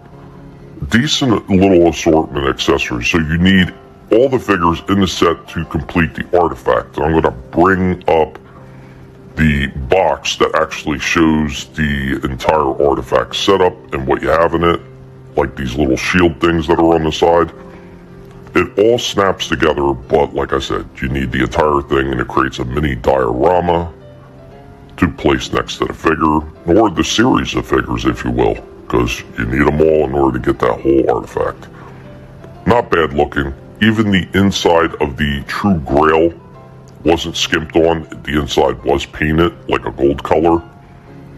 And the outside does look like it's made out of wood, so not bad. Not bad at all. And here we go with his last accessory. He comes with his sword in the scabbard, and they smartly left the sword in the scabbard so it didn't get all bent the hell up. And there he goes with his sword out of the scabbard. I will say the scabbard is very sturdy, and that is the only reason that this sword didn't get bent. But there we go with our Grail Knight in a little bit of a pose with the cloak. And lastly, here we go with his cloak off, and he can get down into a kneeling position. Overall, this one looks really good. There's a lot of good paint applications on this, a lot of good detailing on this one. This one just misses out on the finer details of articulation. They could have did much better than this with the G.I. Joes and some of the Black Series figures that Hasbro does. They absolutely could have put more articulation there. They just chose not to. They got lazy. Overall, this is a very good looking figure. $25, maybe not a huge pickup, not great, but for $9.99, this is a tremendous pickup, and if you can get one at your Ollie's, I would recommend this one. The Guinea Pig Collective will give this one a score of 8 out of 10, missing entirely in articulation. Anyway, guys, we hope that you enjoyed this one with us and me, Indy of the Guinea Pig Collective. Until next time. Later, y'all.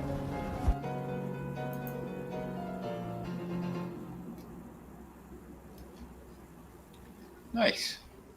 Yeah. I'm wondering what the next situation is underneath that cow is, because if I see those at my Ollie's, I would buy like 3 of them to army build, to where I could pop the heads off and put, like, I don't know, one of my extra Hugh Jackman heads on, and make, like, you know, some Crusaders or something, you know, have a little Crusade army. But I'm just wondering what if he has like a molded neck underneath that cow.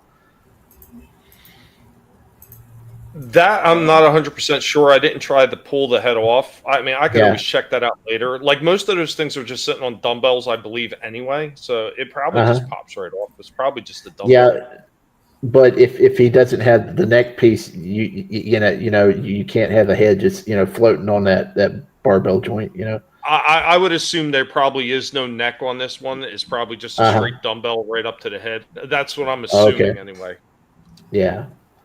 Yeah, but that would be neat if there is, because I mean that's a solid army builder, because you can't find anything from the Crusades and figures anymore, so that you could make something real neat there. All right, I gotta go, guys. All right, Splasher, you have a good one, buddy. Oh man, it's a shame. I'm going to show the other thing I had for you next week. I'm going to save that one for next week. Cool. Nice. Later, guys. Have a good one, man. Later. Yeah, there's actually something, and he was talking about it earlier, and I was saving it towards the end of the show, but I mean, not a big deal. I can save it until next week. Yeah, I think I'm going to save mine too, because I want Slasher to see what I got. All right. I had it ready to go. All right, I won't play it then. Yeah, it'll be a surprise. Not awesome though. There's a lot of interesting stuff going on from all the stuff that I talked about today with Nacelle, all the figures that you guys showed off that you did enjoy, and some of the things that we didn't enjoy about some of these companies, what they're putting out. It's still an exciting time to still be a collector, even if it is a little bit more expensive. Yep. But I mean, that is what it is. I mean, it's being a collector has always been a little bit expensive, especially if you were into the older stuff anyway. So, a lot of us weather the storm. We get what we absolutely feel like we have to get, and we hold off on everything else, and then we come back later on to be able to make some of those pickups of the stuff that we missed out on. Sometimes, like Adam has shown, and Shifty has shown as well, and a few times for myself with some of these figures, there are still great deals to be made on things that you thought there's no way I'm getting them now. They've been off the shelf for years. Like the Raiders of the Lost Ark, Indiana Jones. Years later, I did not expect to see that in an Ollie's. I figured that all those figures were long gone. There's no way in hell. And there it was. And they had more than one, too. So it wasn't like it was just here's just a lone one they just missed in a back room. No, they had a few of them. So, yeah, I had a situation like that here recently. I found a Batman, the Hush version of Batman at Target just sitting on the shelves, and that's been gone for at least a couple years. And I was like, wow, I grabbed that sucker quick, and it was so old, it was out of date. It wasn't in their system. It wouldn't ring up. So I had to take it up to the customer service to actually buy it. So, holy shit. So that means, someone probably stashed it somewhere in the back, and they're like, oh, let's put it on. Or maybe not so much stashed, like that thing I was talking about before when I was talking to that stocker. Like the backlog. When it gets backlogged because the new stuff comes in, and they just push it right on the shelf, so the old stuff gets pushed all the way in the back until they clear everything out of the way. They don't even know what's back there half the time. Either that, or it was an online order and they put it on the shelf or something. I don't know. Maybe it was a 2-pack one. No, that one's screwed up. No, it was just the black and gray release. I wasn't lucky enough to ever find the blue and the gray one. That one's going for top dollar now on eBay. That's the nice one. But the 2-pack one, man, he's got black joints on his elbows from the glove up. Oh yeah, I remember. Yeah, they screwed that one up. Classic Tord. But Tollbat, tomorrow, on tomorrow's stream, we're gonna be talking about some of the dangers of AI. We're gonna break down some of that stuff. Some of the other shit that's kind of going on. Marco Rubio, he did something good, which is actually a surprise. Hold on, Vinny. Since we got to do outros in a minute anyway, let's just go ahead and get into that and do it properly, man. We got to do things properly. True. My bad. So, you know what? I'm going to give Vinny the front row seat since he already started, and I'm going to give something that I created for him. Normally gets Mario, but he's going to get a specially created bumper for in case something special happens. And here you go. This calls for a Sword of Omens special. Thunder. Thundercats! Mella, you'll be joining us soon. A band of violence, bringing our doom. I thank you. Till all are one.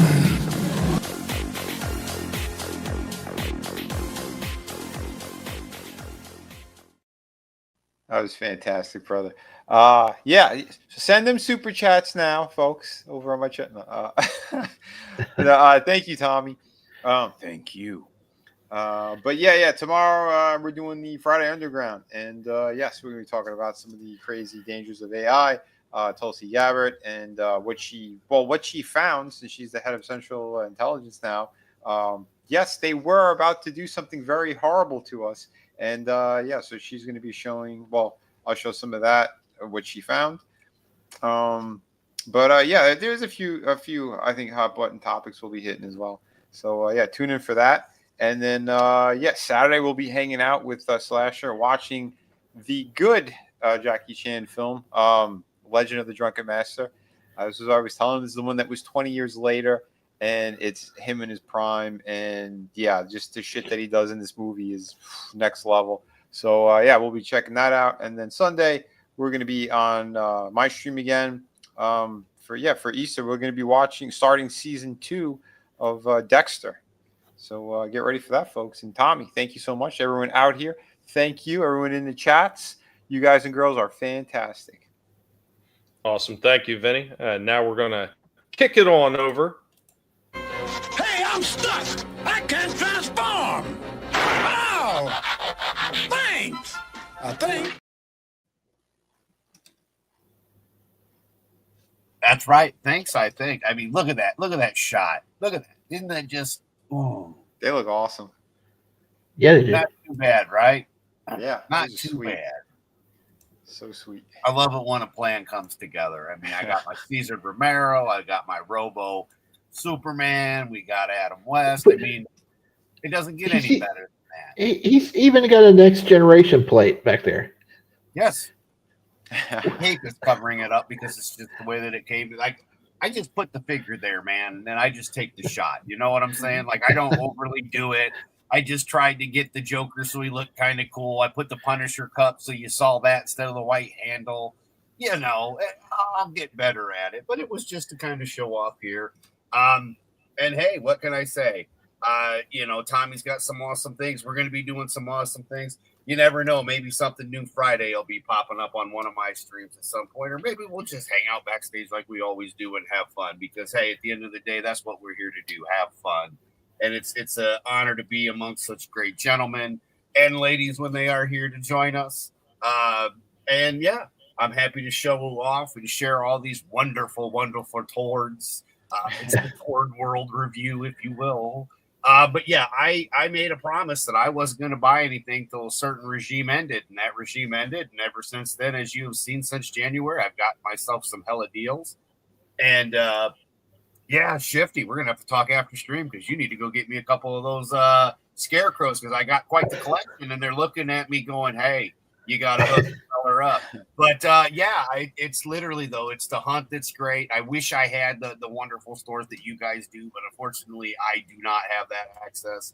But yeah, man, buy local if you can. If you can't, unfortunately, we got to shop on this evil interwebs. But it brought us together, and we're here talking about the toys that we like. We give you good reviews, and hopefully it'll get better. We should have a lot more of these, along with some views if our freedoms of speeches have been given back to us, as we've been told. So we shall see what is around the corner. But just know this for sure. We're going to be talking toys next week, whether you like it or not. Yeah. So, again, thank you, everybody, for watching the greatest chat in the world here. Thank you for hanging out with us and letting us show off our collections with all of you. Awesome. Thank you, Adam. Yeah, man. And we're going to send it on over. Hey, Prime, what do you think Megatron's going to do to Starscream? Nothing gentle, I would say.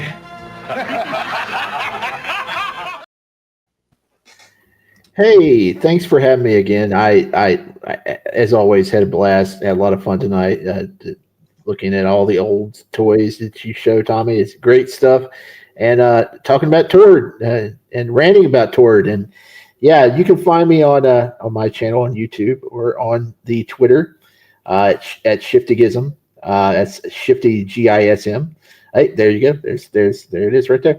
And also tomorrow night over on the Austinators YouTube channel, we're doing the prediction show for WrestleMania 41. It's going to be boring as hell, but we're going to try to do a prediction show and and try to sit through that boring two night spectacle of boredom this weekend. But yeah, and also I need to warn you, if you do go to my Twitter, I am a halfway a Star Wars fan still, so I'm probably going to be geeking out a lot about Andor because Andor rules and Tord rules. But You're right. Yeah, Andor's coming back next week, 3 episodes per week for the next 4 weeks. So yeah, the best Star Wars I think in decades. So it's really well written. It is. It's really good. But it's like the only good thing that Disney really did with the Star Wars property is Andor. But yeah, and Rogue One. Well, yeah, but I mean, without Rogue One, we wouldn't have Andor. So yeah. I've got to be like one of those few people. I hated Rogue One from the jump. It felt like such a shit on the first movie that I just couldn't stand it. They made Vader look like he had Alzheimer's. Like he forgot that he was chasing a disc, and then he talks about an episode. Well, the original Star Wars became Episode 4. He's talking about several transmissions were beamed to the ship. He forgot all about the disc he was chasing. I don't know. There were so many problems with it. I just couldn't stand it. He got confused with all those messages that were beamed to his ship. There are problems in Rogue One with the droids are at the base, but then they're on the ship. There are some inconsistencies, but Andor the show it's solid. It's solid. It added to the Andor saga. Like I didn't really care about the movie itself, but the show I really enjoyed. It made me enjoy the movie more. That's just my 2 cents. So I'm with you, Ship. That's something you and I can talk about anytime, bro. Yeah. I used to cover the show with a couple other friends that are no longer with us. So yeah, man, it used to be a lot of fun. Right on. And I see Manless is having problems with his computer, and he can't. Unfortunately, he's not getting any audio. I'm sorry about that. And I've seen Ancient One had also joined us. What's going on, Ancient One? We're just getting ready to wrap up. If you have somebody you want to send everybody to, by all means do it. Zero Coolest, the Jedi were fools. They lived on top of his Sith original temple. Thanks for joining us. Curtis has posted some more links for other people. Thank you, Curtis. Always appreciate awesome that. Here. There you go. I also posted your X on both Vinnie's and mine. So if you want to find Shifty on X, not only is it there, but it's also in the description on both Vinnie's and my channel as well. Along with most of the other people up here, we got their other locations where you can find them. But thank you, Shifty, for joining us. And if you go there right now to my X, right at the top of the account, right there is a link to Tommy's eBay, and go place a bid. Go place a bid on that awesome Transformers lot. I appreciate that, man. Guys, if you can keep sharing that out, by all means, since the show started and people have been sharing out, I'm pretty sure that's the reason why I've got bids on everything right now, which is really, really going to help us out because we're like actually kind of behind the 8 ball at this point. I mean, things have just been horrible all the way over. But Shifty, again, thank you, sir. And I'm going to give my final thoughts here in a second. And all day long, my foot up a dog's ass. Just bang, bang, bang up his ass. That's my pleasure.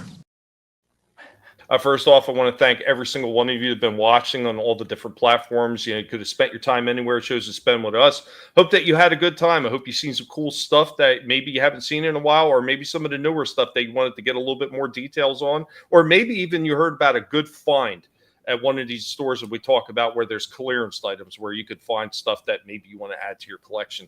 That's what it's all about here on Collectible Past. It's about having a good time and more than often talking about the stuff we really enjoy. Unfortunately, there's going to be certain toy companies and certain toys that are being produced that just do not come up to the levels that they should be. And you're going to get brutally honest reviews from all us because not only do we want to see better from the hard-earned money that we're putting on the table for these toys. We want everybody who is interested in these things too to get an honest review, because there's nothing worse than somebody to tell you this thing is absolutely terrific, it's the best that was ever made, and you go and pick it up and it's nowhere near even close to what these guys were telling you. That shit does not fly in my camp. I just don't like it. Like, you know, as far as I'm concerned, I don't know how everybody else always thinks about it. Me, honesty is the best policy when it comes to giving these reviews. You got to give people the dirt on it, because they're looking at you to get an honest review to decide, do I want to get this or not? And you better be honest. That's it. That's all you need to do. If there's small problems, even if it's small nitpicks, at least mention the nitpicks. Okay, well, this is a little bit off, or that's a little bit off. Nobody's going to fault you for that, because you're giving your honest opinion. Preach it, my Negro. Preach it. Yeah, man. Absolutely. Every single day of the week. And once again, guys, thank you for sharing that stuff out. The X's pin. Shifty says he has it on his X too. Everybody keep sharing that out. The better that we're going to wind up doing with these, and making sure that these pigs are fed and happy. And Stripe's staring at me right now, ain't you, Stripe? Because he's looking for more food. But that's just the way it is here at the Collective. But guys, thank you so much. And before we get out of here, even though Trina wasn't here, I'm going to pass out the Golden Trina Award. Ladies and gentlemen, it is now time for the Golden Trina Award for the best review of the night. So I was looking at all the figures today and all the reviews, and I really think that today we're going to pick Superfan Adam Shawhan. You are the winner of the Golden Trina. Yay! Awesome. How about that? Here, let me switch it to the one that would have won it with her, because we know how much she just, oh yeah, that's what it is. Right there. There's the winner. There it is. Actually, it's every one of you. It's all of us. That's right. We had fun. Hope you had fun. Hopefully, Trina can make it next week. This has been a blast. I hope you guys really, really enjoy. Hail to everybody on the watch back and playback. Like, comment, ask questions. We will actually answer them. And eventually, there might be a giveaway coming up for the channel. So, hell yeah. I talked with Tommy about that. But yeah, I've got some ideas, and I'm going to pass them on to the other gentleman here. And yeah, I think it'll work, and everybody will have some fun. And that's what we're all here to do, is show off our collections, have fun with all of you, give you our honest opinions. And that's what we're going to keep doing. You people seem to like it. We enjoy doing it. So, hey, welcome to the party, pal. We put the fun in dysfunctional all the time. Until next time, same bat time, same bat channel. Thank you, Adam, and thank you to the Ghost of Trina filling in. I can't nail that accent. I could try all day long. She's got the awesomest accent ever. Like, she was dying when we were all playing Mario Kart. My daughter's like, "It's the one with the awesome accent." She kind of giggled. She didn't realize we were being serious. We're like, "No, you got a kick-ass accent. Like, we can listen to you talk all day." But guys, thank you, everyone, and we will catch you on the next one. Until then, have a good one. Later, y'all. Later.